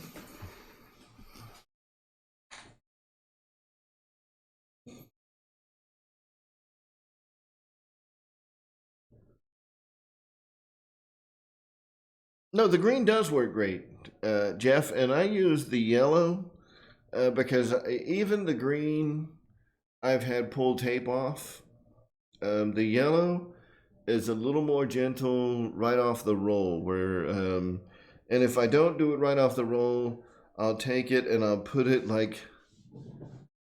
put it on my shirt or something, and get a little bit of like shirt lint or whatever, put it on my jeans, peel it off, and then put it on the plane. That way it comes off real good, real easy, and because it's all airbrushing, unless you're just spraying it on way too thick, you can get just extremely sharp lines with very very low tack paint. Dude, Arctic Camo is awesome. So, this Splinter Arctic Camo, that's the first time I'd seen that. It's, and I'm super pumped that it's on an F-18. And I hope that after, oh, that's a good idea, Jeff. I hope that after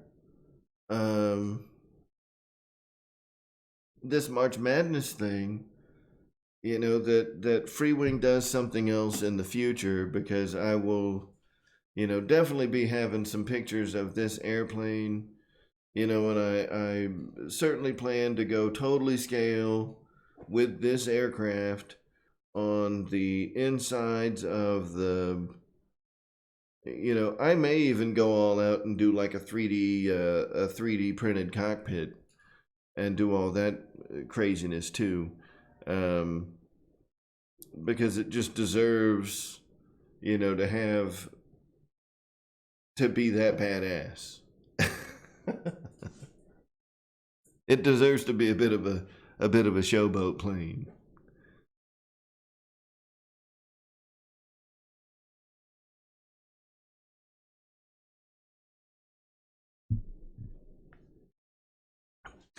Yep, and like I've seen plenty of Arctic Camo.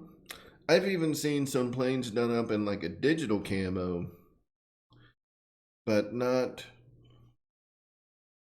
I haven't seen one done in the Splinter Camo. And that's one of the things that I was kind of looking at, because doing like a digital camo scheme, as much of a pain in the ass as that may sound like it is, it's really not that bad. So I was thinking, of maybe doing like a digital camo, but when I saw this Splinter Camo, I was like, oh, that's it. It's gotta be this. A regular paper towel or a wet paper towel?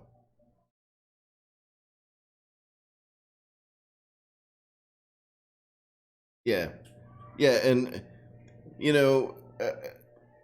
the F-15, I don't know if y'all know this or not, but that is an actual livery that's used by an aggressor squadron for the Air Force up in Washington. That is a real paint scheme, and I just don't care for it. What's up, Patrick? No, I'm not going to work tomorrow, man. Look, I work for like a West Coast company that's headquartered in Atlanta. So, like, as soon as somebody said, Nobody can go in. We're all gonna get sick. Like, my company, like, closed the doors and locked them and said, no one's allowed to go to the office. So, no, I'm not going in tomorrow. Patrick, I want you to see something because I may want your help with this. So check this out, dude. You ready for this? Cause it's badass. So, Patrick, I'll tell you, I'm going to visit Raven Rock Machine and Aviation on Friday, and I'll be coming back Saturday, and he is selling me a never flown free wing F-18 in base gray, so I have one that I can actually fly, unless so I can preserve my Jeff Coos F-18. But I found a paint scheme for the F-18 that we're gonna do a Get Crunk show. So Patrick, check out this paint scheme that I'm gonna do on the base gray F-18 that I'm buying from Destin. Check this bitch out. It's awesome. Whoosh.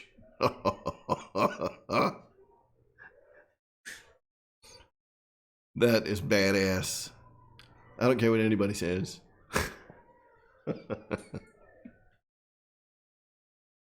Every time I see it, I'm like, oh yeah. Yes.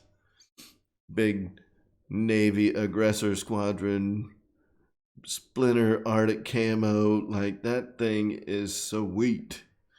So, yeah, this is the paint scheme that I'm going to put on that F-18.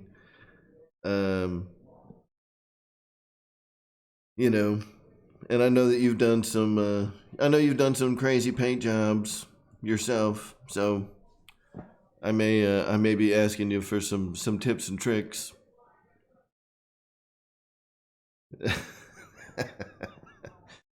But I'm making it happen. Like, it's definitely going down.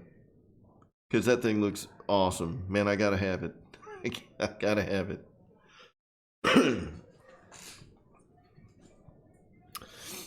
And yeah, we're gonna get a Get Crunk. We're definitely gonna do a Get Crunk show on Friday. Maybe we should talk to Dave's RC and see if he'll do a show tomorrow night and trade Tuesday for Friday. All right, Mike. Have a good night, man. We'll see you, buddy. So the other thing that we could do is we'll just go live.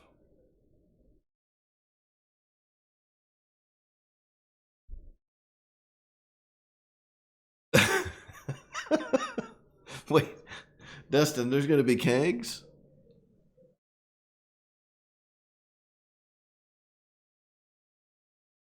Because if there's going to be kegs, like, we just took this shit to a whole new level. Like, I mean, I need to bring more people.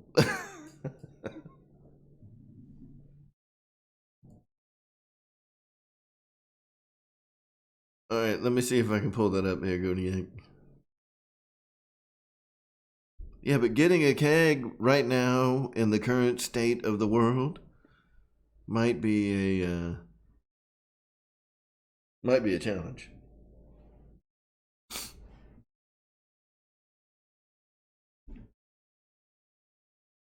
Yeah, Guniac, I don't know what's going on, but for whatever reason, YouTube is not letting me open links right now, so I'll have to watch it later, dude.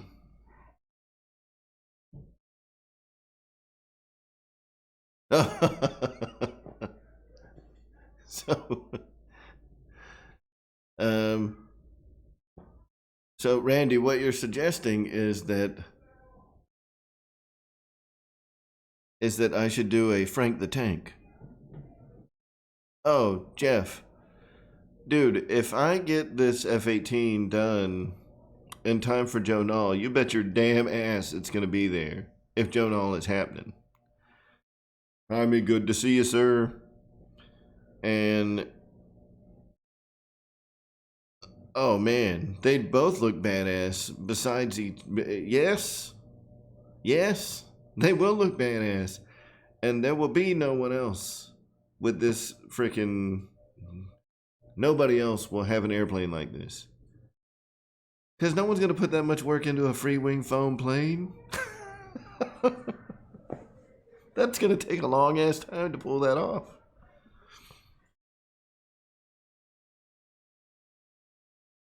And that's why I love it.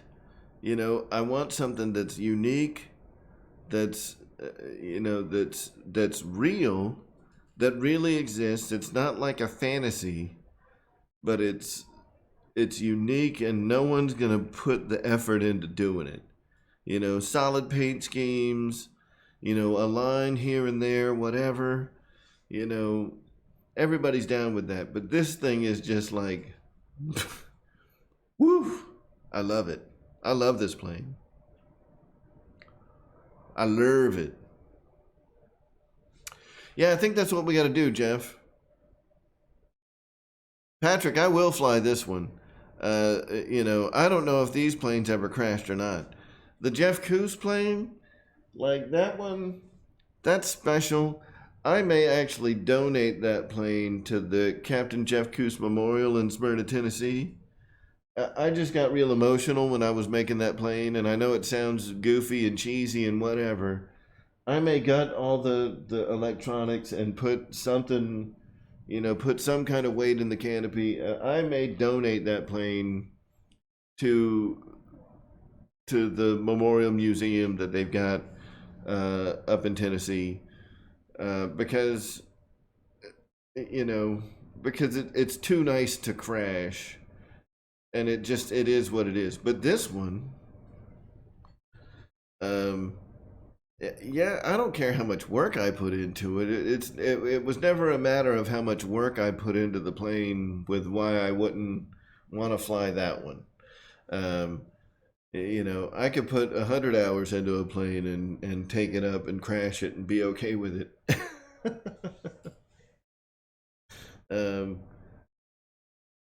You know, like this one doesn't mean anything. It's cool, and yes, it'd be a lot of work, and yes, it would be painful to crash it, but it doesn't have meaning. You know, it's just a cool airplane. You know, that one's got some meaning behind it, so it is what it is.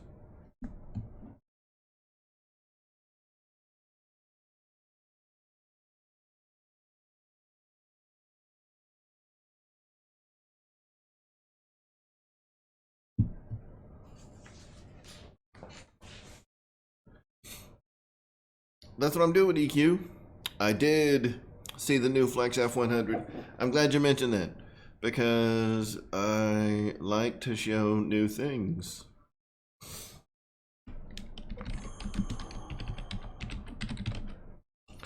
I heard through the grapevine that as soon as you saw the new Flex Innovations F100, that you ordered one, that you pre-ordered one right away in the Blue Angels scheme. Yeah. So that was so that was a true statement. All right. So if you guys haven't seen this yet, this is the new F100D Super Sabre by Flex Innovations, the makers of the Flex Jet. So the F100 is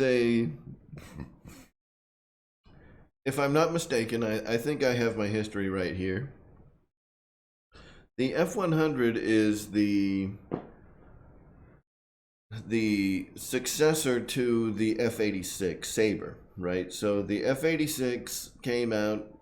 There were some, some issues with the F-86, and the F-100 was the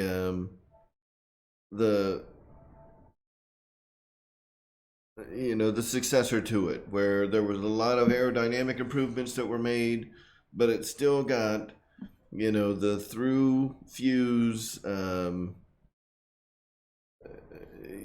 of intake system. It still shares a lot of features, but the airframe is wildly different than the F-86. So, to me, I don't care that much for the F-86, but I really like the F-100. And, I'll probably wait, because I'm,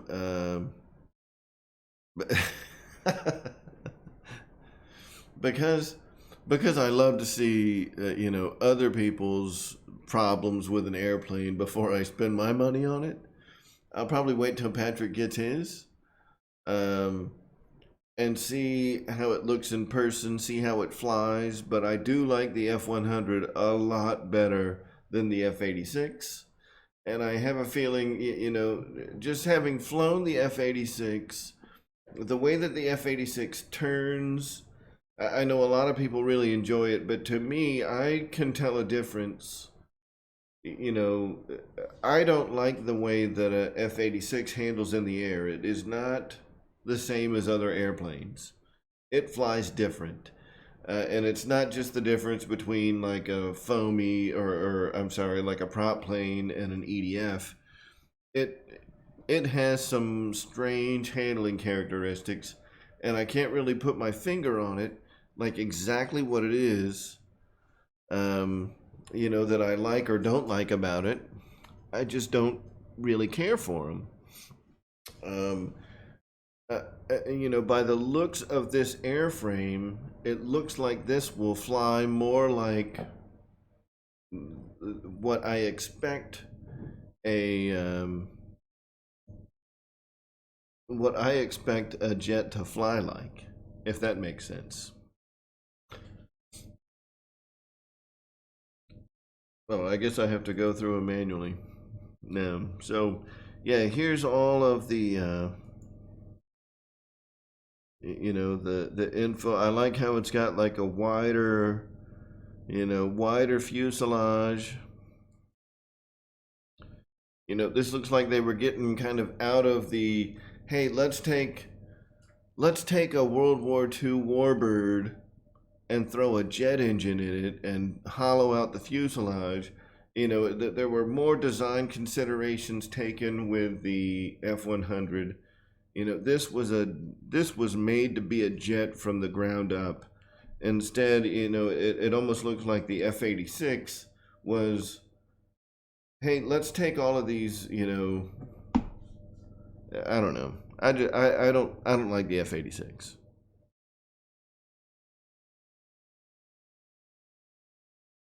I kind of dig, the oval opening in the front of the F-100. I think it's a great looking airplane. And I even kind of dig the Thunderbird scheme.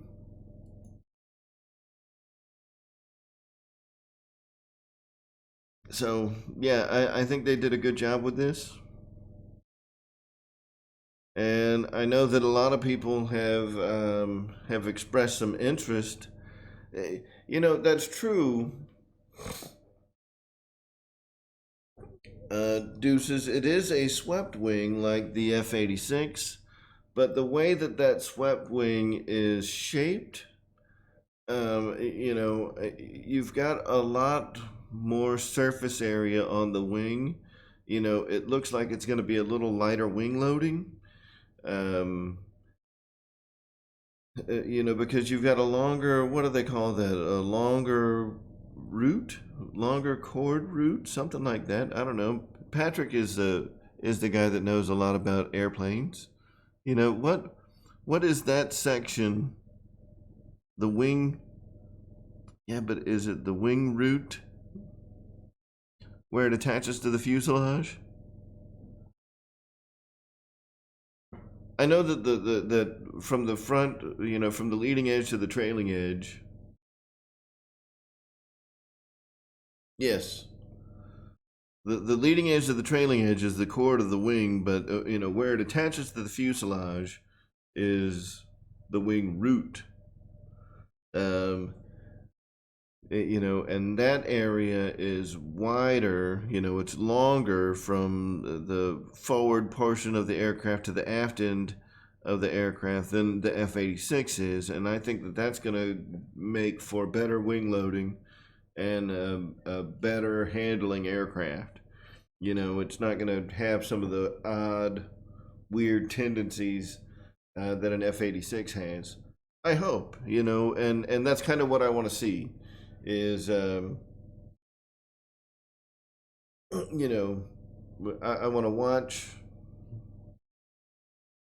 Patrick fly his, see how it travels through the air, and see if like my suspicions are correct. But I like them. Anyway, let's look at what the wingspan is. The wingspan is 1162 millimeters with a 1400 millimeter length.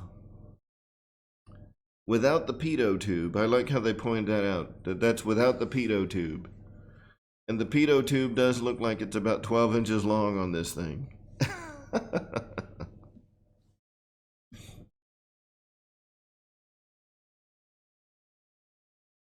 Yeah, look at the pitot tube on that thing. And it's got that second... What is that other one? Is that other one a refueling boom? Let me open that up. So you've got the pitot tube on the front. What is that right there? Is that a refueling boom on the starboard side wing?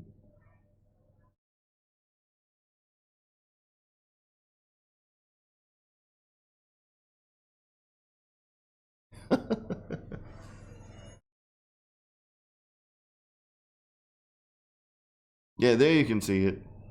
Yeah. That definitely looks like a refueling probe. But it's a good looking airplane. I do think that they did a nice job on it. And I know that they get rid of a lot of complications by not, you know, having sequence gear doors, but, you know, sometimes it's nice to have those scale, you know, just those finishing touches on an airplane. And I think that this would have looked nice, you know, having scale sequence gear doors on the front and the back. You know, instead of just having the closing or the enclosed gear doors on the back. I mean, there's just something that I appreciate about having a fully enclosed landing gear when the landing gear is retracted. And I think there was a picture on here. Yeah, so the front landing gear, you know, closes up and has, you know, either mechanical or sequence gear doors that close up the front landing gear, but the rear landing gear don't have anything. You know, the struts and the wheels and tires are just open, but it does have lights. So, you know, I mean, it's not that bad. I'm pretty sure.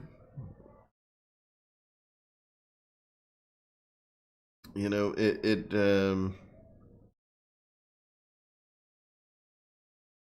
doesn't affect the flight qualities of it at all. But I like, you know, having gear doors, man. So it's kind of a, you know, a bummer that it doesn't have the gear doors. But it does look great. And, you know, I wanted to say again that, you know, the only HSD jet that I have seen before today was the HSD F-16 that Patrick has. And Patrick, I think if you watch Pilot Ryan, Pilot Ryan put out a video earlier today of the new, it's the HSD jet with the new power plant that they're doing. It's still 105 millimeter. And I'm not sure exactly what the differences are. I'm not sure if they're using a different motor, different EDF unit, different speed control, if it's all of the above that have been changed. But man, that thing sounds awesome. It sounds amazing. So if it's just a fan, you know, and you know, you can use the same motor that you had before, like yours does not sound like that. That thing sounds incredibly badass, dude. I can't even explain it. Like that's the best sounding EDF I have ever heard. So, you know, yes, get one of those for your F-16.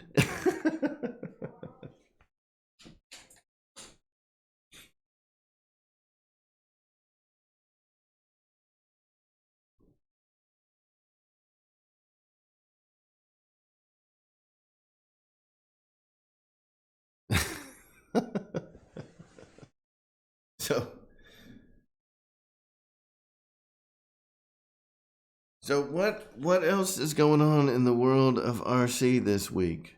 I mean, there's obviously not a lot of new announcements, you know, because of the coronavirus stuff. I think that um, we'll have a new announcement coming. Apparently, what, next week? I think I think E-Flight is announcing something soon, but we don't know exactly when.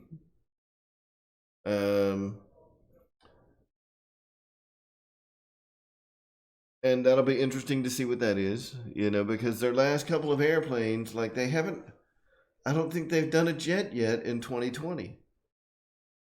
In fact, has anybody released a new jet in 2020?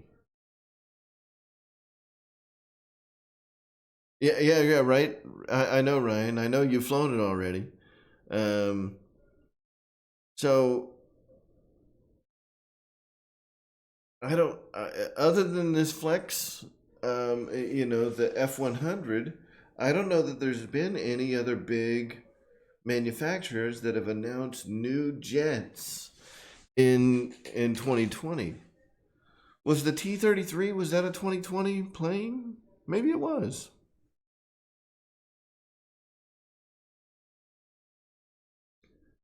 Yeah, that seems like that was probably, you know, early 2020.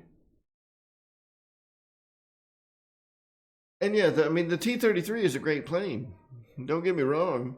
You know, between the T-33 and the F-100, I mean, I personally would rather have the F-100. The T-33 is great. I don't like the long straight wings. I think it looks kind of silly. But I dig the F-100. And oh yeah, I'm sure Free Wings definitely got some more you know, more jets on the way. Um, I just hope that whatever this next E-Flight plane is, you know, uh, I dug the crap out of the Mustang. I thought that was, you know, a great way to enter, you know, to kind of kick off the year. The P-51, I've got it. It's gorgeous. It's a great looking plane. It flies awesome. I just suck at taking off and landing P-51s, but that's no knock on the airplane. That's a knock on me as a pilot. But I love the P-51 that E-Flight put out. The air tractor, I know that there's a ton of people that love the air tractor. I don't care for it. It looks like it flies awesome. Don't get me wrong. You know, again, you know, but there hasn't been anything other than the P-51 this year that I've been like super excited about. You know, like I must have that. So whatever this, well, that's not true. This guy, when the UMX Turbo Timber came out, this was one that I pre-ordered. I pre-ordered the UMX Turbo Timber. I was excited about, you know, I know that the UMX Timber was a great flyer, and you know, I pulled the trigger on this during pre-order, and I don't regret it at all, man. I have had an absolute blast with this plane. I put the floats on it, and this thing is awesome. The Pitts is awesome. You know, from FMS, and I think that they did an incredible job with that plane. And the Avanti V3 is awesome. you know, but the Pitts, the Pitts is a better version of an older plane, and the Avanti is a better version of an older plane. You know, these aren't groundbreaking new planes, right? So, and maybe that's one of the reasons why the Air Tractor was pretty popular. You know, there's not a lot of ag planes out there. There's not a lot of agriculture airframes out there, and I know that there's you know, a pretty cult type following for those ag planes. You know, the Air Tractor has been very popular. It's just not for me, and that's okay. So, and that's what that's what I'm hoping for, is that this next plane, you know, that it's not a snoozer. You know, I hope this next one, like when the P-51 came out, I had to have it. When this came out, I had to have it. When the so, you know, I always hope that the next plane is one that makes me say, like, I have to have that airplane. You know what I'm saying? And the T-33 wasn't that airplane for me. The Air Tractor wasn't that airplane for me. It's nothing against them. I just don't care for them. And that's okay. You know, I think that everybody, you know, everybody has their tastes. Everybody has things that they want an airplane to look like, that they want, you know, that they want in their hangar. And that's why this hobby's so awesome, man. It's because there is such a huge selection. Now the Pitts, I really like the I like the Pitts a lot. The big what is it, the 1400 Pitts? That's a great looking airplane. And I probably will get that because I want, well, I want a biplane, and the Pitts would be a great plane, and I can tell, you know, that it flies great, but I don't like the Pitts airframe, at least not that style of Pitts. I think, what's that called, an S2? I prefer the whatever the 12 variant of the Pitts is, you know, the one that the Prometheus is based on. I know that they probably both fly very similar, but the, you know, that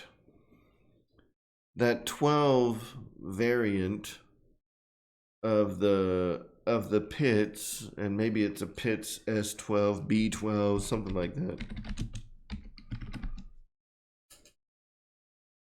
Yeah, it's an S12, the Pitts S12.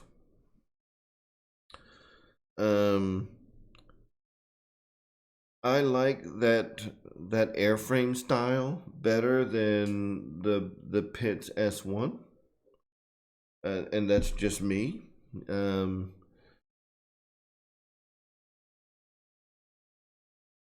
You know, I think that they're sharp looking airplanes, and you know, because there's not a lot of models of the Pitts S12, other than the that are currently in production, you know, that limits what I can get, you know, in something that I would like. So the other thing that I have been looking at as far as a biplane goes, which is something that we you know still may do, is the Extreme Flight Muscle Bipe, which is a Waco, but it's an all balsa built Waco build that I really enjoy, man. I mean, it's a great looking airplane, but it's pricey. You know, after you throw servos and all that stuff, you know, it's $350. They make it look like a very attractive It's a very attractive price for the frame. But once you add all the electronics and everything to it, that's easily, an $800 airframe. So,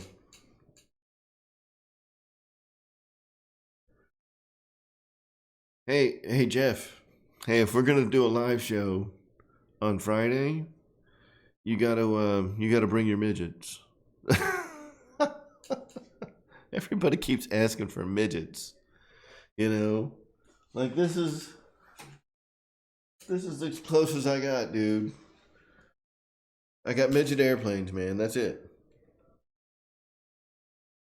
So, if you've got midgets that you can bring to the show, if we do a live show on Friday, bring them. We need midgets, dude.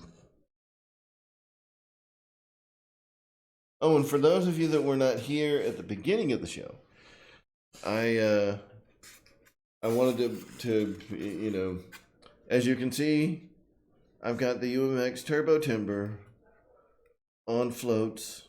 These are the UMX Carbon Cub float set. Works on the UMX Timber. The rear bracket that's included with the Carbon Cub float set does not work on the Timber, but the UMX Timber comes with the correct rear bracket. And this thing flies awesome off of floats. So, if you want to get a little bitty float plane, man, this is it. UMX Turbo Timber with floats. It flies incredible. And it's so light, that it doesn't feel draggy getting out of the water. It's not like you have to, it doesn't feel bad at all. When you ease into the throttle and get it moving, it just lifts right up the way that you would expect it to. It's a fantastic plane. So, yes, get you a UMX Turbo Timber with floats. $20 for the floats, not for the UMX Turbo Timber. They're a little more than that. So, yeah, I want to get a biplane, and I want it to either be a Pitts S12 or, some variant of Waco, because, and I like the Pitts, the big 1400 Pitts, but I don't like the lines on the Pitts S1. I just think it's a little boring. It probably flies fantastic, and I'm just being a sucker for aesthetics rather than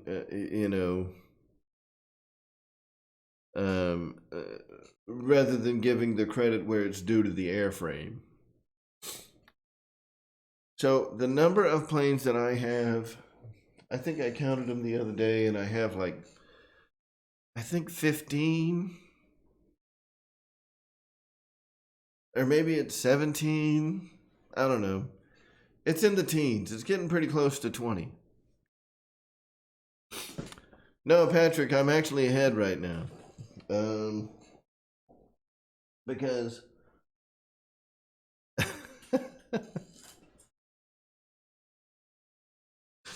because even though I haven't flown it yet,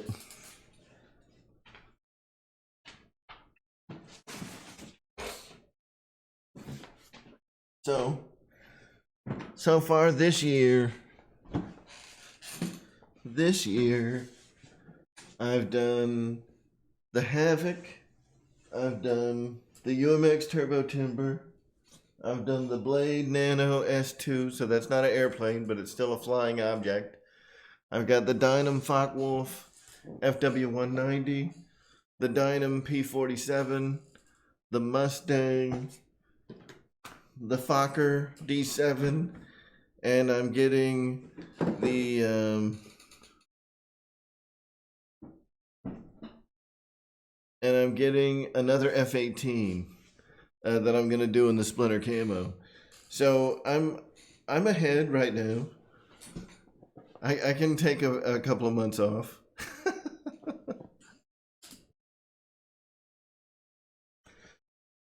But, you know, like I said, whatever this next announcement is, you know, that's coming from E-Flight here in the next couple of weeks, if it's something that I gotta have, you know, then I'll probably get that.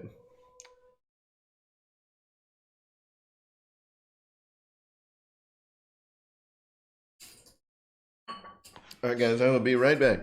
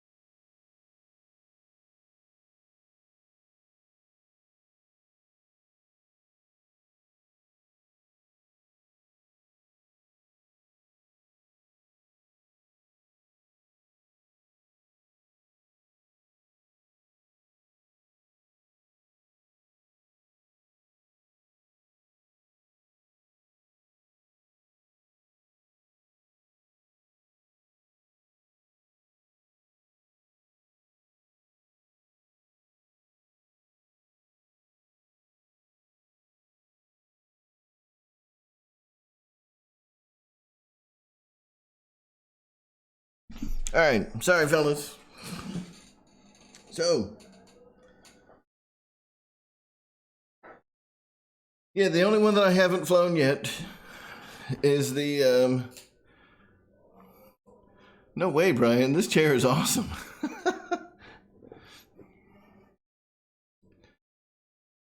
So, George, I do like the Mambas, the Flex Mambas, but I don't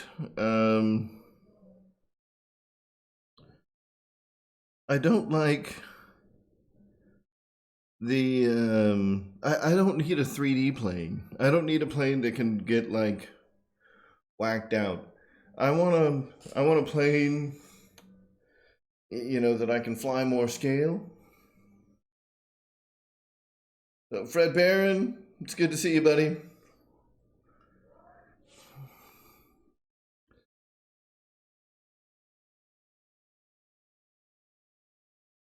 So, GB, what were you asking earlier? The where's the training? What training?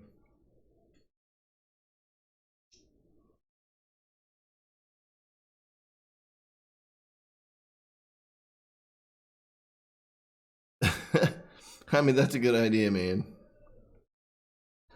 I need to train my. See, Patrick, I need to train my dogs to bring me beer. That'd be good dogs. I would pay them.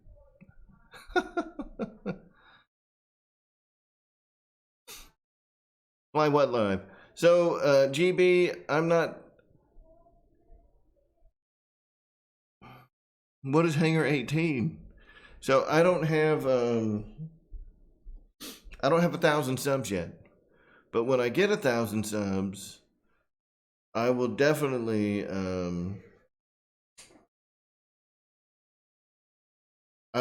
do more live flying because that'd be cool.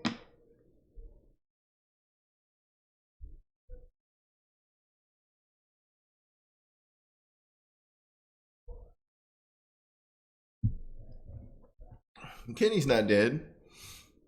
In fact, he just said that he thought they killed Kenny. Well, clearly they didn't.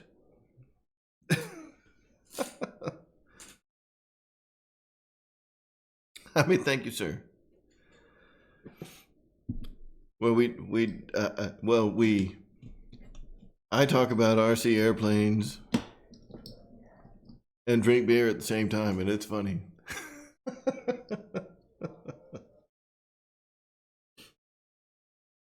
So, guys,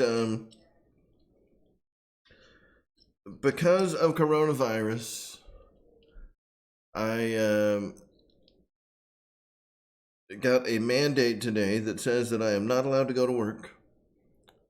And that's a damn shame. Now, I still have to work from home, right? But, I mean,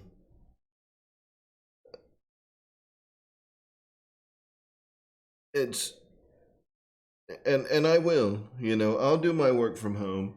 But a lot of the reason that I am not able to get things done during the week, and why I don't put up as many videos during the week as I have, is um, it's tough to find the time to do that. When you get home at like 7 or 8 o'clock in the evening, and you leave at 7 o'clock or 6 o'clock in the morning. When I get home, I usually want to go to bed. So the only time I have to make videos is Saturdays and Sundays. And the only time I have to edit videos is Saturdays and Sundays.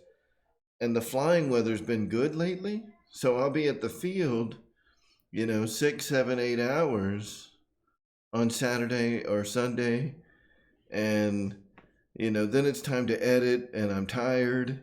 But anyway, I've got a lot of videos, kind of queued up that are ready to edit and ready to get out on the streets, So I've still got the Focke-Wulf flight.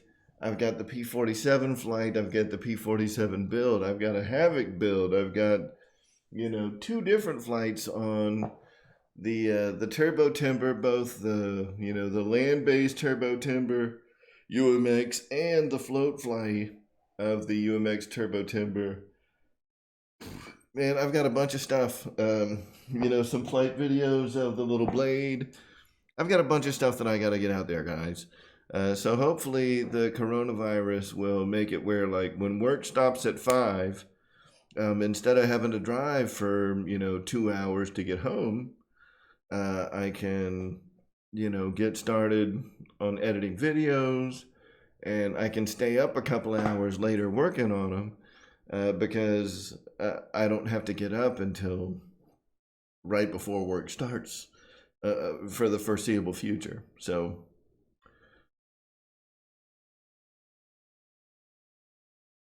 George, I work in Atlanta. I work for a, let's call it a large financial institution in Atlanta, and I work in their payment processing division.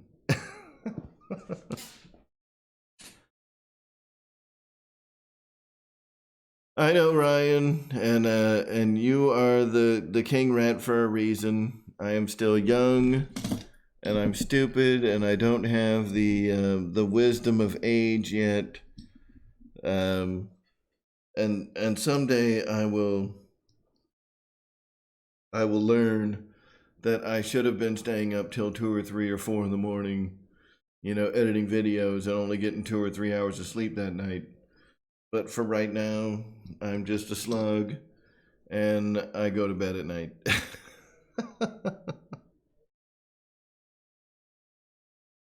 Hey, Jeff's Customs RC, thank you for coming tonight, man. I really appreciate it. Tomorrow night, Flight Club.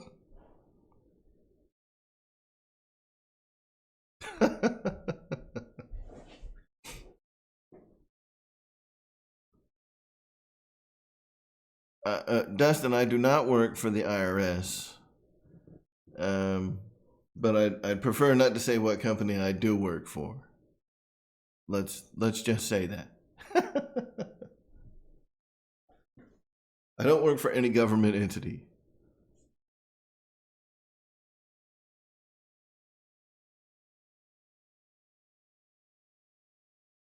That's Ricky.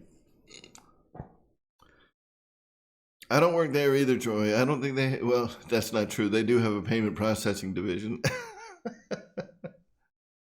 They process a lot of payments every day.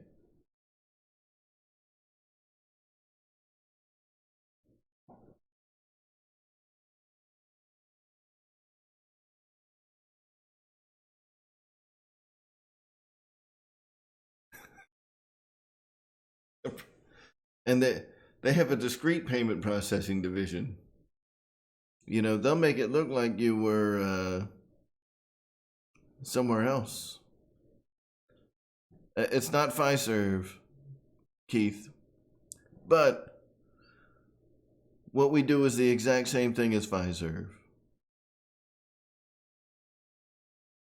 We think we're better at it, but we're much smaller than them. Today.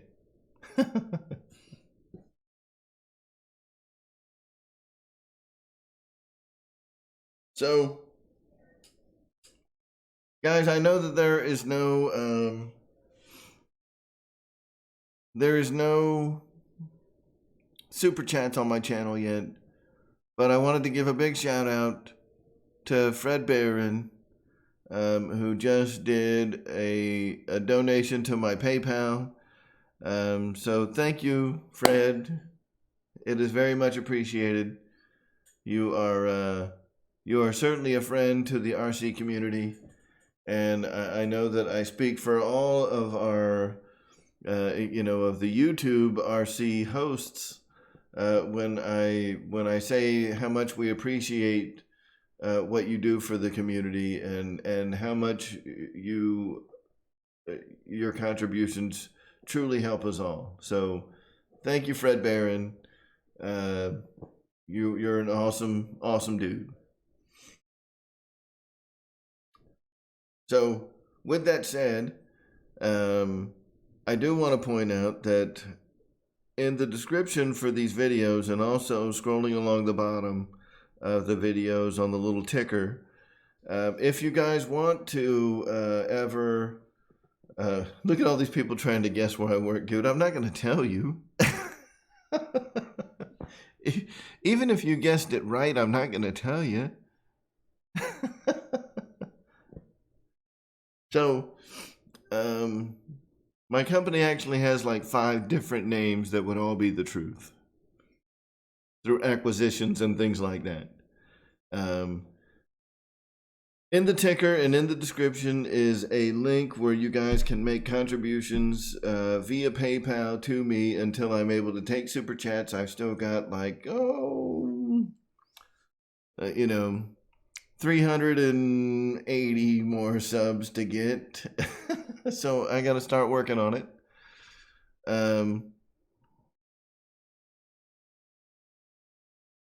Oh, damn. Yeah, George Watts is about to figure it all out. And it's not TSYS, but I work with TSYS all the time. So,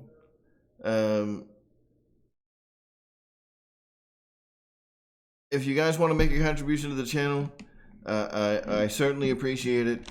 And you can do that right now through PayPal until I get monetized, and then you guys can leave super chats and all that. But, Fred Barron, thank you so much. We certainly appreciate the support across all of the YouTube channels. You've been amazing to everybody that does this. And it's folks like you that make this, that make it easy to get on here and do this every week, man. Totally worth it. So thank you, Fred. And that's all I got. So anyway,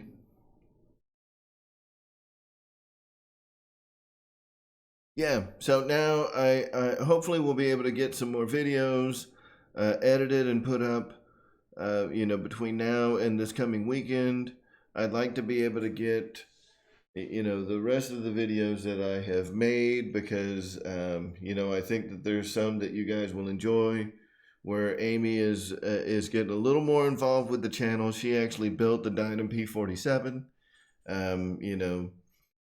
and thank God it wasn't anywhere near as bad as the Focke-Wulf, or she would have been pissed. I think you guys are really going to enjoy the Dynam P47 flight video, and we've got a lot of stuff in the woodworks. I've got smart stuff that I have done with both the P51 and with the Kraton, because this is all smartified. And the way that smart technology works with surface and the way that it works with the air stuff is not that different. Other than the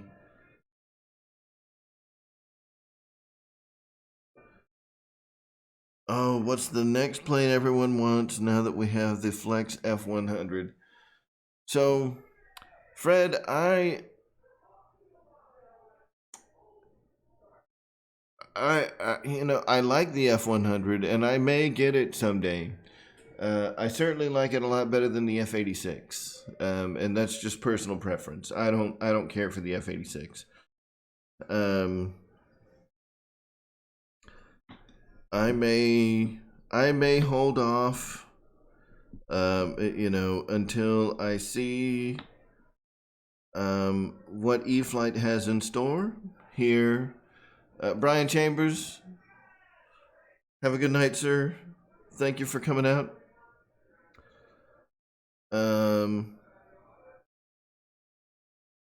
So yeah, I like the F100. Jaime Ramirez, thank you, sir.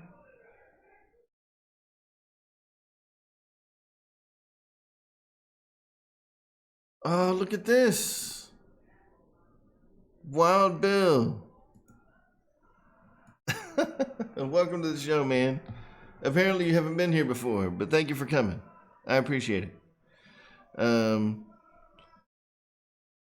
So I think I have to see what E-flite comes out with. Because I think they've got a new release coming here in the next couple of weeks. And there's been a couple of under the radar things that Motion's been doing. And I don't know if you guys have seen it or not, right? Motion has been sneaking in, like with the Avanti high performance version. They kind of snuck that in under the radar, and it's like, hey, dicks, it'd be nice to know that you came out with a high performance version of Jet whatever, like put out a video, put out a Facebook post, tell us something and be like, hey, look, guys, boom, high performance version of the Avanti.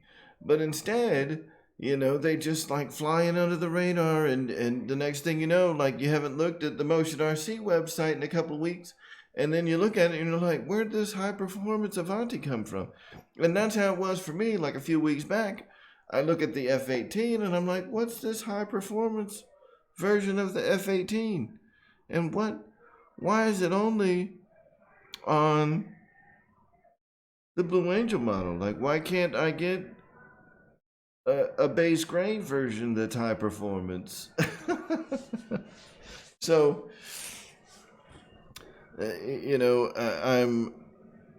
there are some jets that if they came out in an in-runner high performance version from Freewing, that they would probably get my attention. And there are some some new things, like if E-flite comes out with something that's amazing, I just have to wait and see. There's a lot of airplanes that would be exciting from E-flite, and I don't want anybody to get this the wrong way, because I like everything that Flightline and Freewing have put out. They build some great airplanes. But what I really like is, when E-flite puts out something and they make it available in a bind and fly version, especially like the older FMS planes, they make it available in a bind and fly version.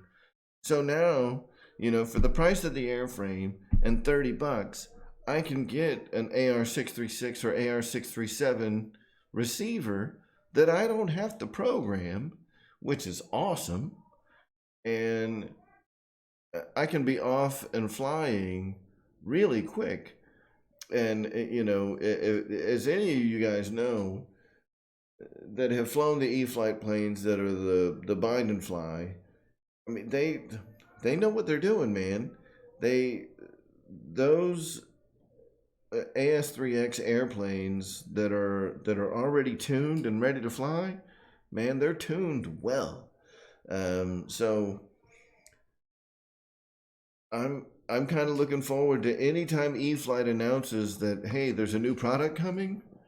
I want to see what it is before I go anywhere else, because they're so much easier to me to buy an E-flite plane that's already programmed and ready to rock.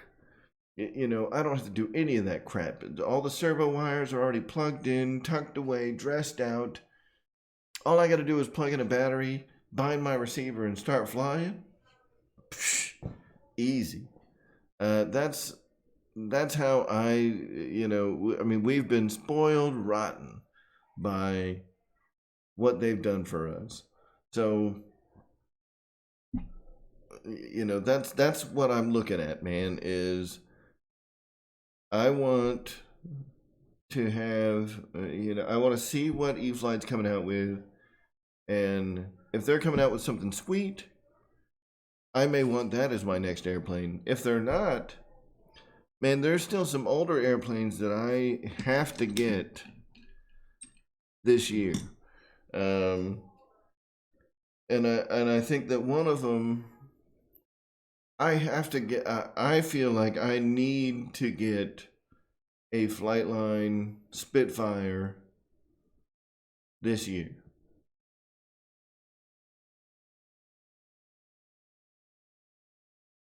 So, you know, I hope that Flightline, you know, that they put out something that's cooler than that.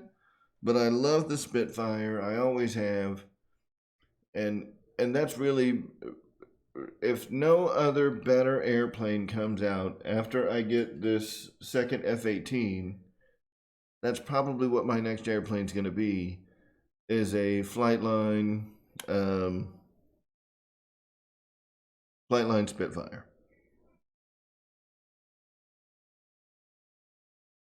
No, I gotta get a couple more paychecks in before I can get a Flightline Spitfire.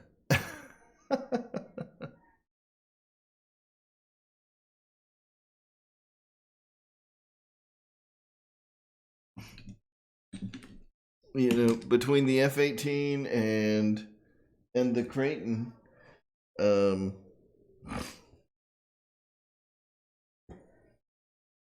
you know, that blew a big hole out of my pocketbook. Wow, Bill, I'm sure he loved you for it too. Whoa. Oh, the little fucker. So, look, I'll make this announcement again, and I think it's worth repeating. For anybody that's going to be at Joe Nall this year, if Joe Nall happens, whether it's Nall or Nall in the fall, however we're going to do this little airplane, it is a Fly Zone Fokker D7. It's a little bitty ultra micro 3-channel World War I style airplane. It is Bill Flynn, and you know, between myself and Wesley Miller, and I'm sure that we can get Jeff in on it. We're gonna have the little Fokker showdown, and we're gonna try to do a battle with these planes. And now, you know, my understanding is that there's some other folks that are getting some allied planes to do some battle with us, which is going to be awesome. So like some PT-17s and things like that. So, and this plane was bought by you guys, by contributions from, you know, from the viewers. So thank you guys for doing that. And here is the little Fokker D7. It's actually a really good looking airplane, to be honest with you. But the idea is that we are going to wreck them into each other and crash them and battle with them and have, you know, the little fucker showdown until they are unflyable. And then, you know, when they are unflyable, that particular airplane will go into the loser bin. But the point is, right, the reason that I bring this out is these little guys are, hold on, let me get this stupid box closed. These little airplanes are $60 for everything. For everything that you need. It is ready to fly. It comes with the transmitter. It comes with the batteries for the transmitter. It comes with the airplane. It comes with the flight battery. It comes with the chargers built into the transmitter. Everything that you need to get flying is in the box. So it's $60. You know, and I know that maybe that sounds expensive. That's less than the stupid Air Hogs planes were back in the day. And you had to pump them up with air. They didn't even have a motor. So this thing is just an awesome little airplane. And I'm sure that we're going to have a lot of fun with them. So, guys, if you're going to be at Joe Knoll, either grab, you know, pay $60, grab a little Fokker, and come have fun with us, man. We're gonna have a blast with those things. And I think EQ. So, Fred Barron, don't tell anybody, but the FW-190 flies awesome. It's really a great flying airplane. That is a great flying airplane, but they're still German.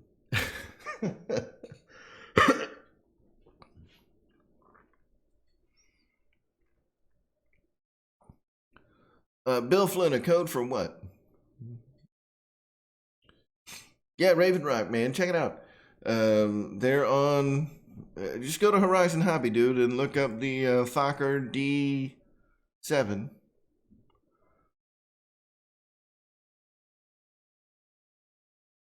No, Craft King. The Fokker is ready to fly. It comes with the transmitter in the box for $60. You know, that's what I'm saying. Like, you don't need a radio. It's all there. Everything you need. You know, it's like the little tanks that you get from Motion RC right now. For $60, you get a little cheap plane, you get a flight battery, you get a transmitter with the charger built in, and the batteries to charge, you know, to power up the transmitter is all $60. I mean, it's great.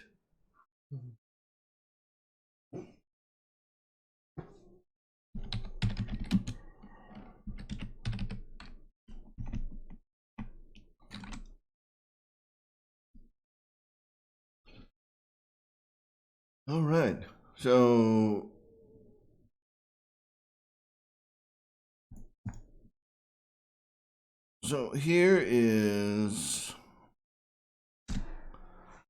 there is a link for the Fokker D7. See, that's what I'm saying. You know, they're so cheap. And yes, it's only 3-channel, but who cares? It's so cheap. It's $60, man. Where the whole point is, like, we're gonna get these things up in the air and just beat the crap out of them.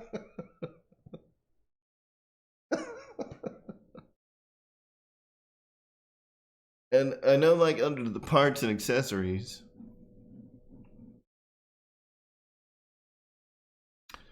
they've got the propellers. My understanding is that the propellers break quite easily. So, you know, I'm trying to look at, like, what can we do to keep them airborne as long as possible without spending a whole lot of money. And, you know, maybe we gotta get like a handful of propellers to make that happen. But like the fuselage, like if I break a propeller, I can't fly anymore. But the fuselage may have been good to go. So if I bring like 10 propellers, you know, I mean, the rest of the plane, we can keep smacking it back together with hot glue, CA, whatever, and keep this thing going until it's just done. But I think it's such a simple airplane, like, it may be unstoppable. Maybe we can't kill it. And that's kind of the fun of the little Fokker challenge, is to see how far, you know, how much destruction can a little $60 airplane take and live.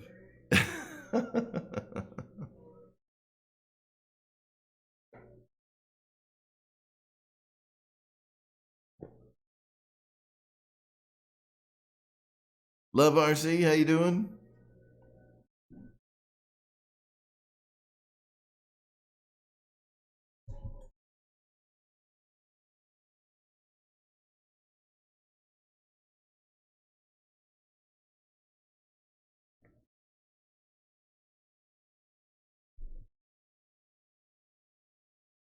A micro EA5A?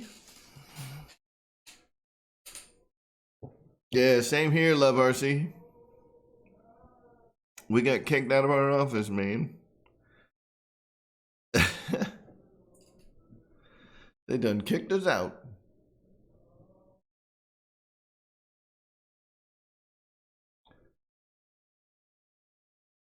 Yeah, so I don't know how well a quad prop would work.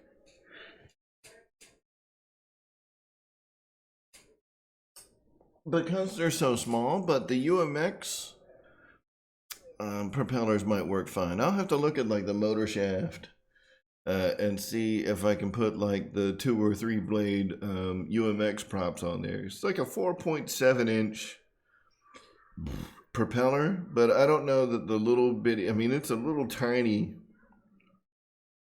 brushed motor. It's only a 1S motor.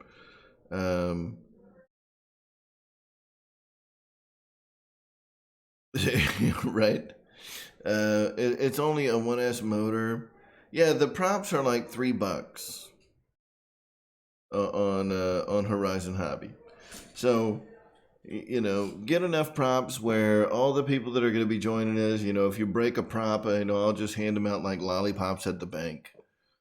You know, so it's a tiny, tiny little propeller, and you know, they're very lightweight as well, and the motors they're not brushless motors. They're like, you know, I think maybe coreless, or, you know, they're brushed motors, tiny, tiny, you know, little motors. And they just don't have, you know, they don't have a lot of oomph to be able to spin, you know, a lot of weight around. So I think that even the quad blades are a lot heavier than what's on here. You know, so we'd have to use something that's a lighter weight. And if it's not the stock blades, the only other ones that I think would work is probably like the UMX blades. So, yeah, Craft King. So, you know, what I'm going to have to find out is how to make an extension, because the helicopters that I have use, they're 280 or they're 150 milliamp hour 1S batteries, but they use the same connector that the little Fokker uses, but they won't fit in the little cutout on the bottom for the little 80 millimeter battery. So I'm gonna have to see if I can like lengthen that little cutout, you know, because those batteries weigh like grams. It really is. I mean, it's a tiny, tiny battery. The battery is about the size of a chiclet.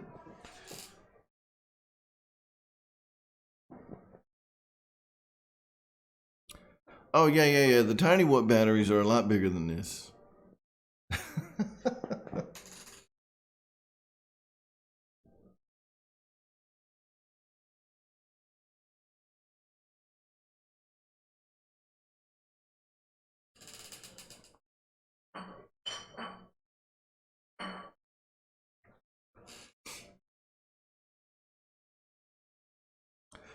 So the SE5A. I have to look at that.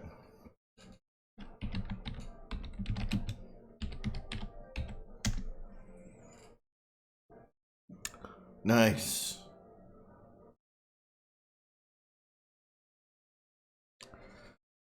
So wait, is there somebody, like there's seriously somebody on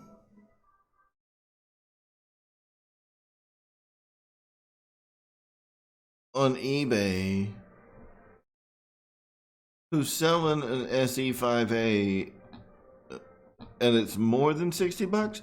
Look, guys, even if all we have is little Fockers, for 60 bucks, man, don't even worry about going to eBay. Just get the real deal.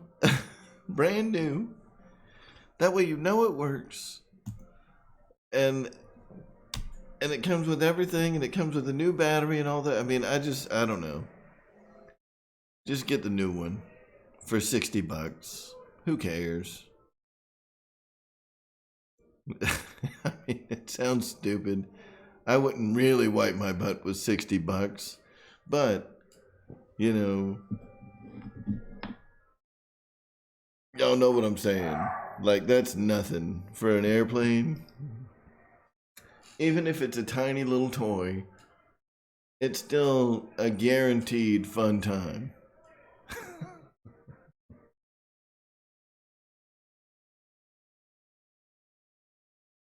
Oh, Bill, it would be a great indoor plane.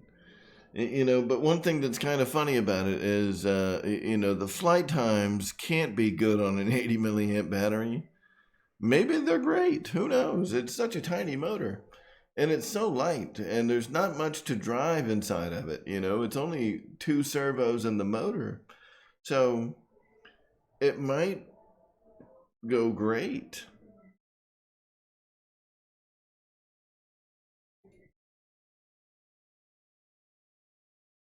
Well, you know, for 60 bucks, I get an airplane. I've got a water hose out back, dude. I don't need TP.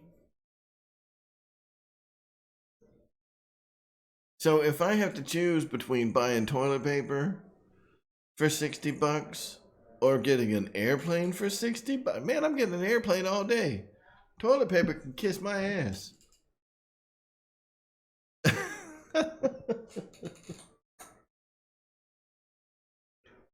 I don't need toilet paper. I'm perfectly happy with spraying my hose, you know, spraying my butt off with a garden hose. And if it gets cold out, I'll just drag the garden hose into the bathroom. It's long enough.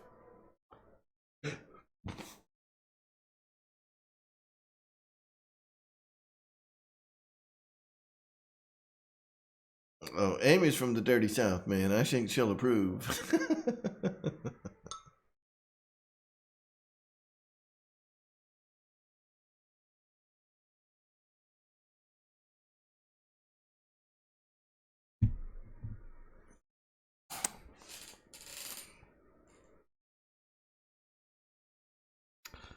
Yeah, Nate, for a little bit longer.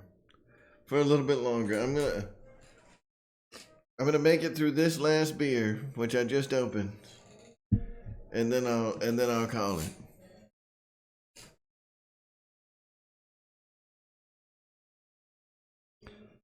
Oh, dude, the PT-17 has AS3X?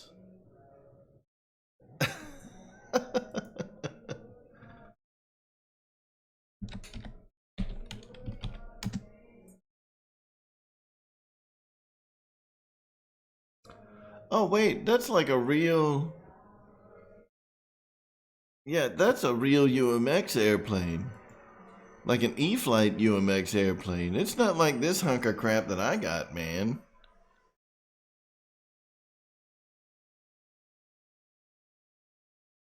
Yeah, this little Fokker is not going to be able to hold a candle to that thing. That's a much better airplane. Nate, the whole point is to fold the wings.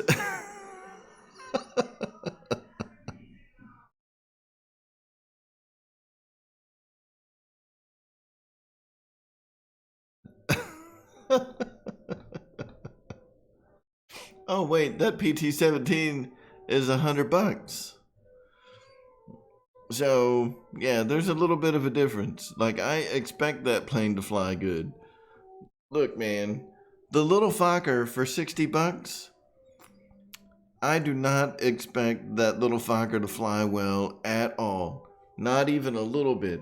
I expect it to fall out of the damn sky. I expect it to have barely enough thrust to get airborne. And because it's only 3-channel, it actually does. I've tested out the control surfaces, and it does have quite a bit of rudder authority. So, and the rudder is shaped in such a way that I think it's actually going to make a fairly significant impact on turning the plane. So we'll see what happens. I mean, the elevators and the rudders move well. There's no ailerons. But who the hell knows, man? Did a real Fokker D7 have ailerons? I don't know.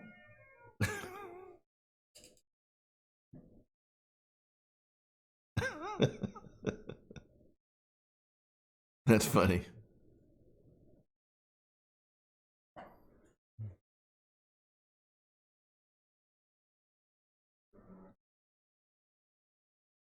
Yeah, I don't think that D7 is going to be able to compete with the PT-17.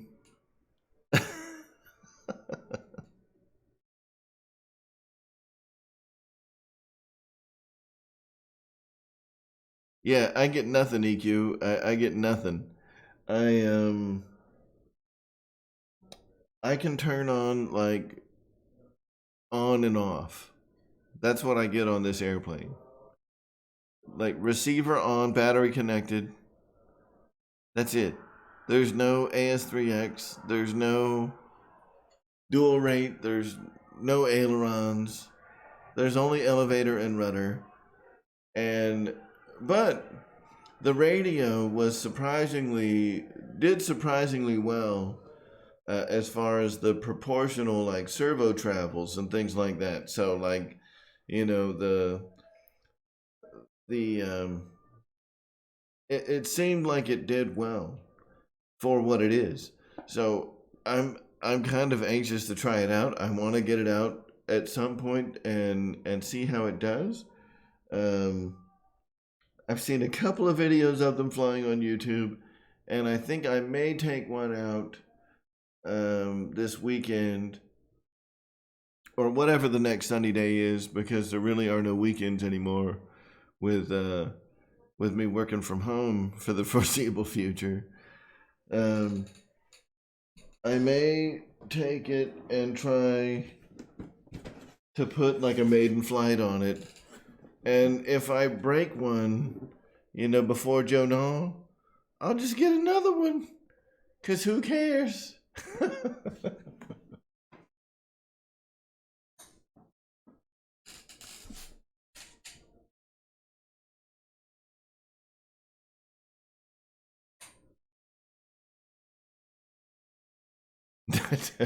There you go.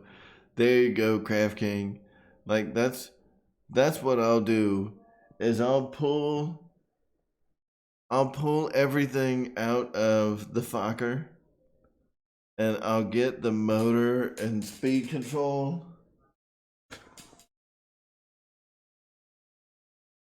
for the turbo timber, and I'll whoop that PT-17. I'm pretty sure that the little brushless motor and the UMX turbo timber, y'all can see the little power plant right there. The little brushless motor and the UMX turbo timber probably weighs more than the entire airplane of that little Fokker.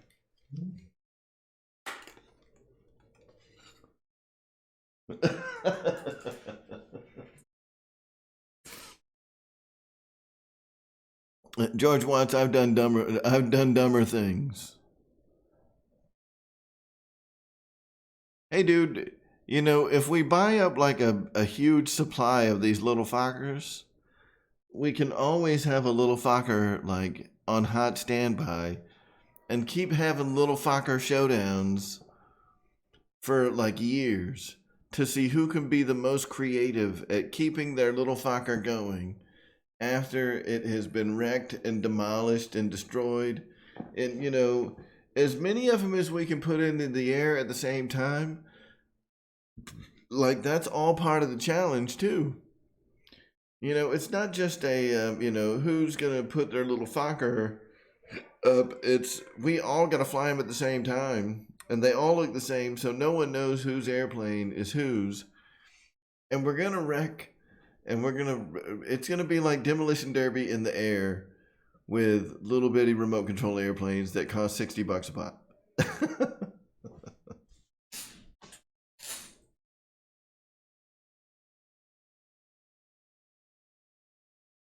Yeah.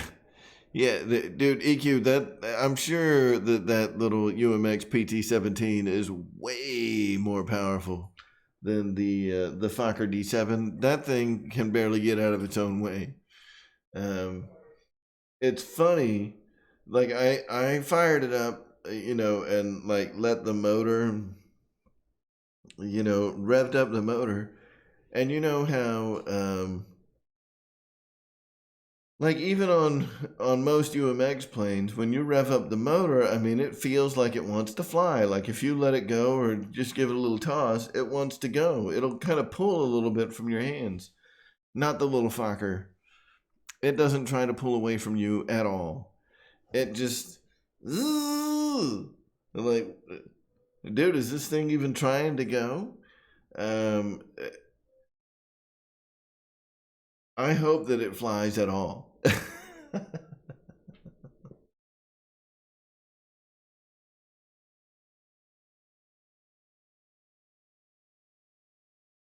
Oh no, EQ. Like that's part of the fun.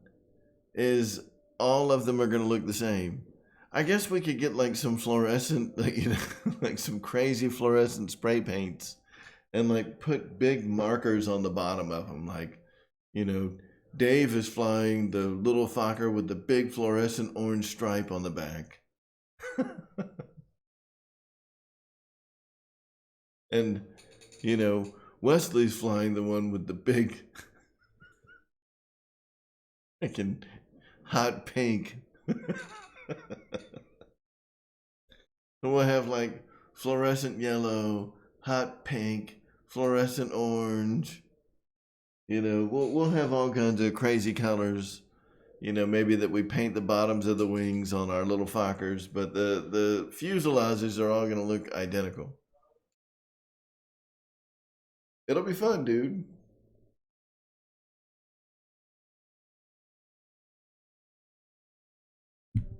Now, the challenge is getting away with this at Jonal. While I don't think that anybody would have a problem with it, it kind of goes against the grain of like safety and all that stuff. So, yeah, man. And, well, you know, it depends on how many people we have out there, George Watts. If we get a lot of folks that are interested in doing this, you know, because there's more people than just the folks that tune into the show that actually catch on to this stuff. So, you know, if we show up, especially if we start making like an announcement video that says, you know, join us for the first annual RC Arrma Jonal Little Fokker Challenge, and say that gets out to 200 people, and 50 people show up with little Fokkers, and they all want to go flying at the same time. Shutting down the electric line to get 50 little Fokkers out there, that's not on the schedule for a demo, that's not part of any organized flight team, will be a challenge. but I think that we could squeeze it in.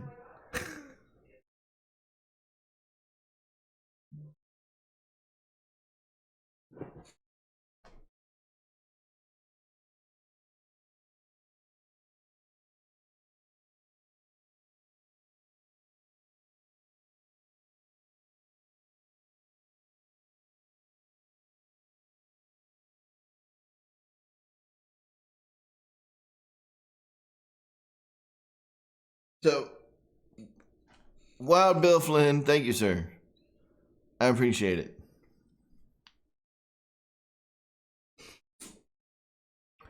Not yet, Wild Bill. I gotta get myself to. I gotta get myself to 1,000 subscribers, which means that I have to start doing more work and putting a little more effort into bringing in the subs. Right now I think we're at what, like 610, 620, somewhere around there. So yeah, I gotta get to 1,000 subscribers before I can monetize the channel, and then we are good to go. But for right now, in some ways I like PayPal better, because PayPal takes like 3%, where YouTube takes like 30.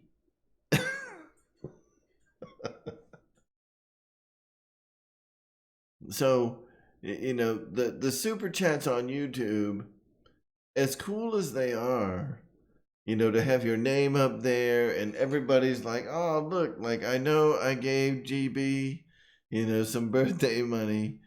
But,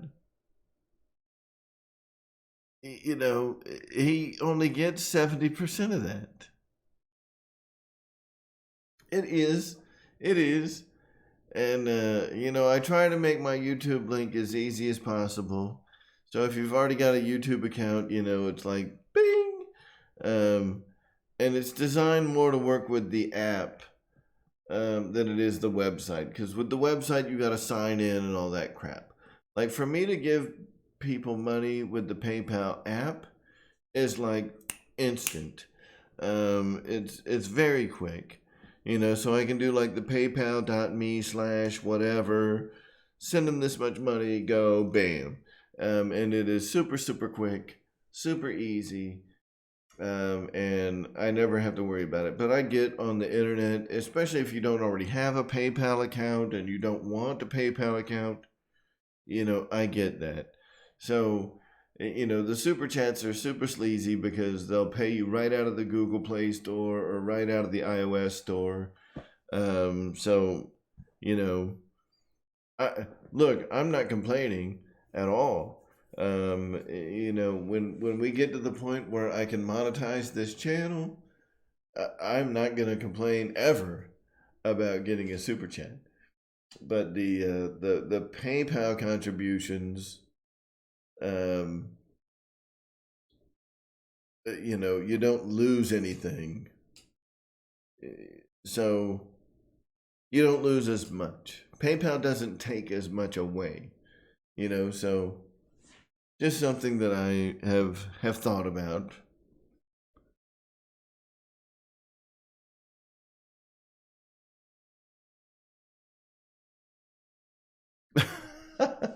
Kenny, do you is that why you run your stream for like 87 hours?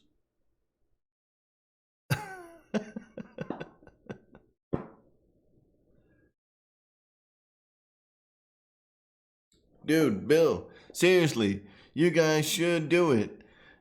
Get some little fuckers. Let's have regional little fucker showdowns. You guys can have like little fucker showdown Pacific Northwest. We'll have the little fucker showdown of the Southeast. Well, Dave can have a little fucker showdown, and it's only going to be him flying, but it's going to seem like 14 different people flying up in Maine. And we can have a little fucker showdown on the West Coast. We can have the fucker bracket.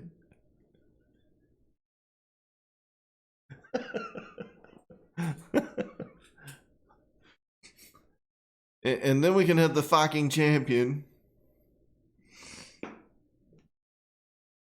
You know, and then for like after the fucking champion has been crowned, we can open up a school for RC pilots that want to participate in the Fokker Challenge, and we'll call it Fuck You.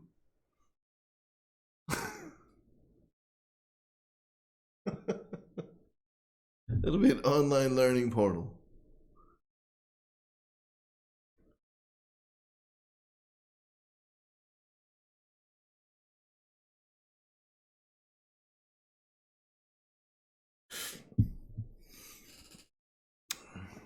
So, I want to show you this place that we have in Atlanta. It's actually really good.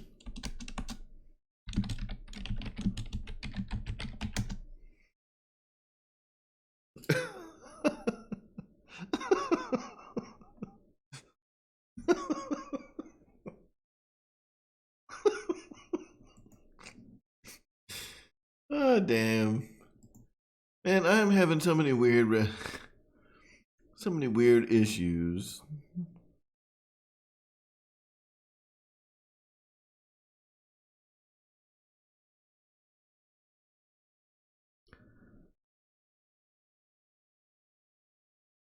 Like I have so many weird issues with Facebook.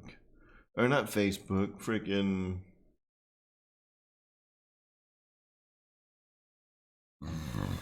running like Google Chrome while I'm doing a stream. Like, it seems like none of the links want to work.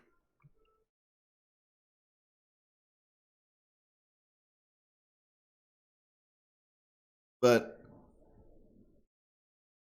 look at the name of this restaurant. Are y'all ready for this? Now, y'all that are familiar with Vietnamese cuisine will know how to pronounce this word. And it is not pho, like F-O. So the fact that there is a restaurant named this, and it's not just one, there's like a freaking chain of them in Atlanta, is awesome.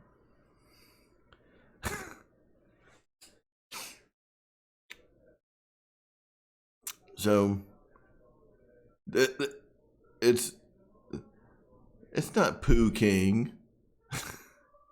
Poo King.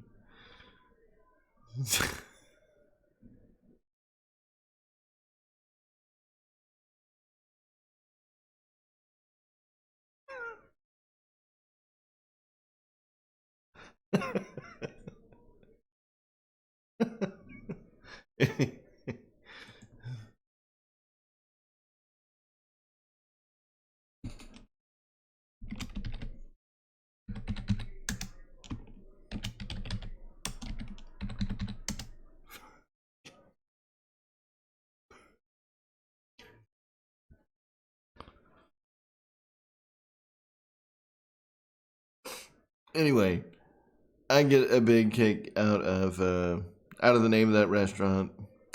I am sure that when they came up with the name of that restaurant, they knew exactly what they were doing. And but the food there is actually very good. So go figure. It better be.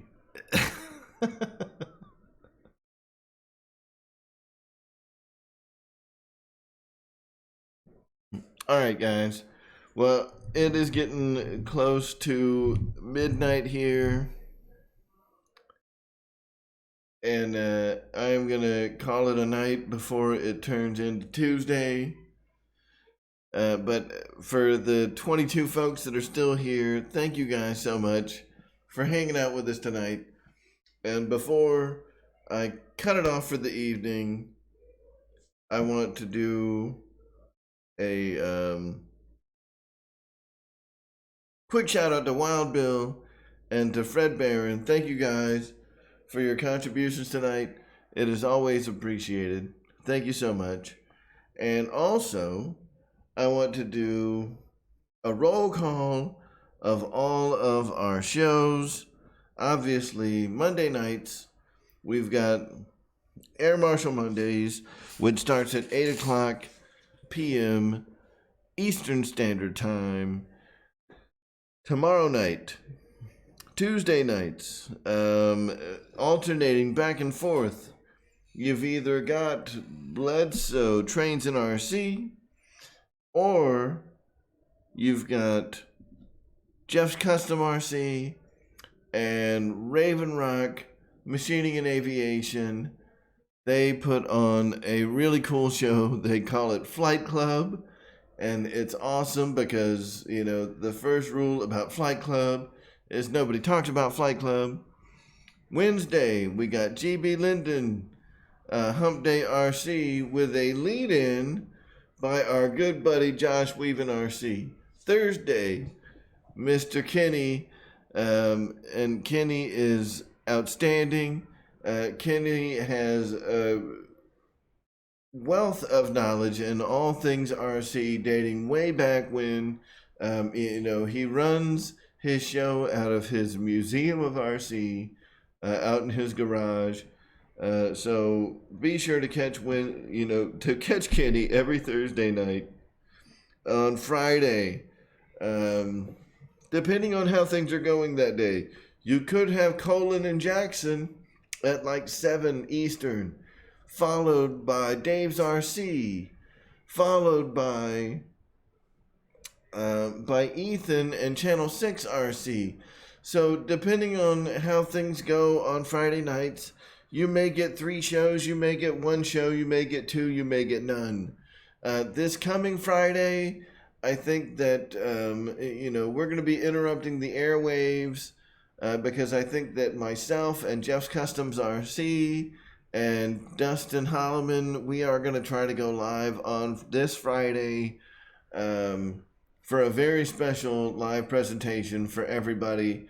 And we're going to get crunk, and we're going to be drinking a lot of burrs, and we're going to be talking RC and doing all fun things with our lady friends, and it'll be a good time. So, try to join us this coming Friday. Saturday night, the King Rat, Ryan Ramsey, on the Pilot's Lounge, typically joined by Bobby K. I'm sure they're going to have some great things to talk about this Saturday, man. After flying that HSD F-16, you guys saw the video. You've heard it. That thing sounds mean. What a nice jet. So I can't wait to get to hear their thoughts on that big HSD jet. And, that thing is just a mean beast. Sunday, Mary Boozers RC, 8 o'clock Eastern Time every Sunday. So those guys are great. And I would be a bastard if I did not say every Friday at noon, our good friends at Motion RC, James and Alex, go live every Friday at noon for the Motion RC channel. They've shouted us out like 2-3 times, and I never say shit about them, and I feel bad. So James, every time, every Friday at noon, Motion RC is going live now. So be sure to tune in to the Motion RC Friday at noon lunch break show, to find out the latest scoop on what's going down at Motion RC. I don't know, Kenny. I don't know yet. I'm going to try to get up, to North Carolina. We're probably going to try to leave a little earlier in the morning. Hopefully I can be up in their direction by like 2 in the afternoon. So I'm hoping that we can go live by like 8 or 9 o'clock. We may go, I don't know. We'll figure something out. But it's going to be kind of impromptu. It's going to be kind of a surprise. Because I'm sure that we're going to want to eat something before we do the show. So we'll figure it out. You know, we gotta figure it out. And it will definitely be the coronavirus roundup. The three amigos rounding up coronavirus with each other, and rejoicing over Chinese product, both inside of us and outside of us. So we'll figure it out. We don't really know yet. Anyway, guys, thank you all for tuning in. We appreciate it. It's always fun for me. I hope that it was fun for you guys. Be sure to join our live shows every day of the week. Put them on your schedule. This is way better than, you know, the stupid crap shows that are coming on TV every night. So, you know, join us all for RC Aviation every day of the week, right here on YouTube, every Monday, here on the RC Air Marshal YouTube channel. Thank you guys again for tuning in. We will see you guys next week. I will try to have new videos here coming up very shortly, and we will see you guys later. Bye, guys.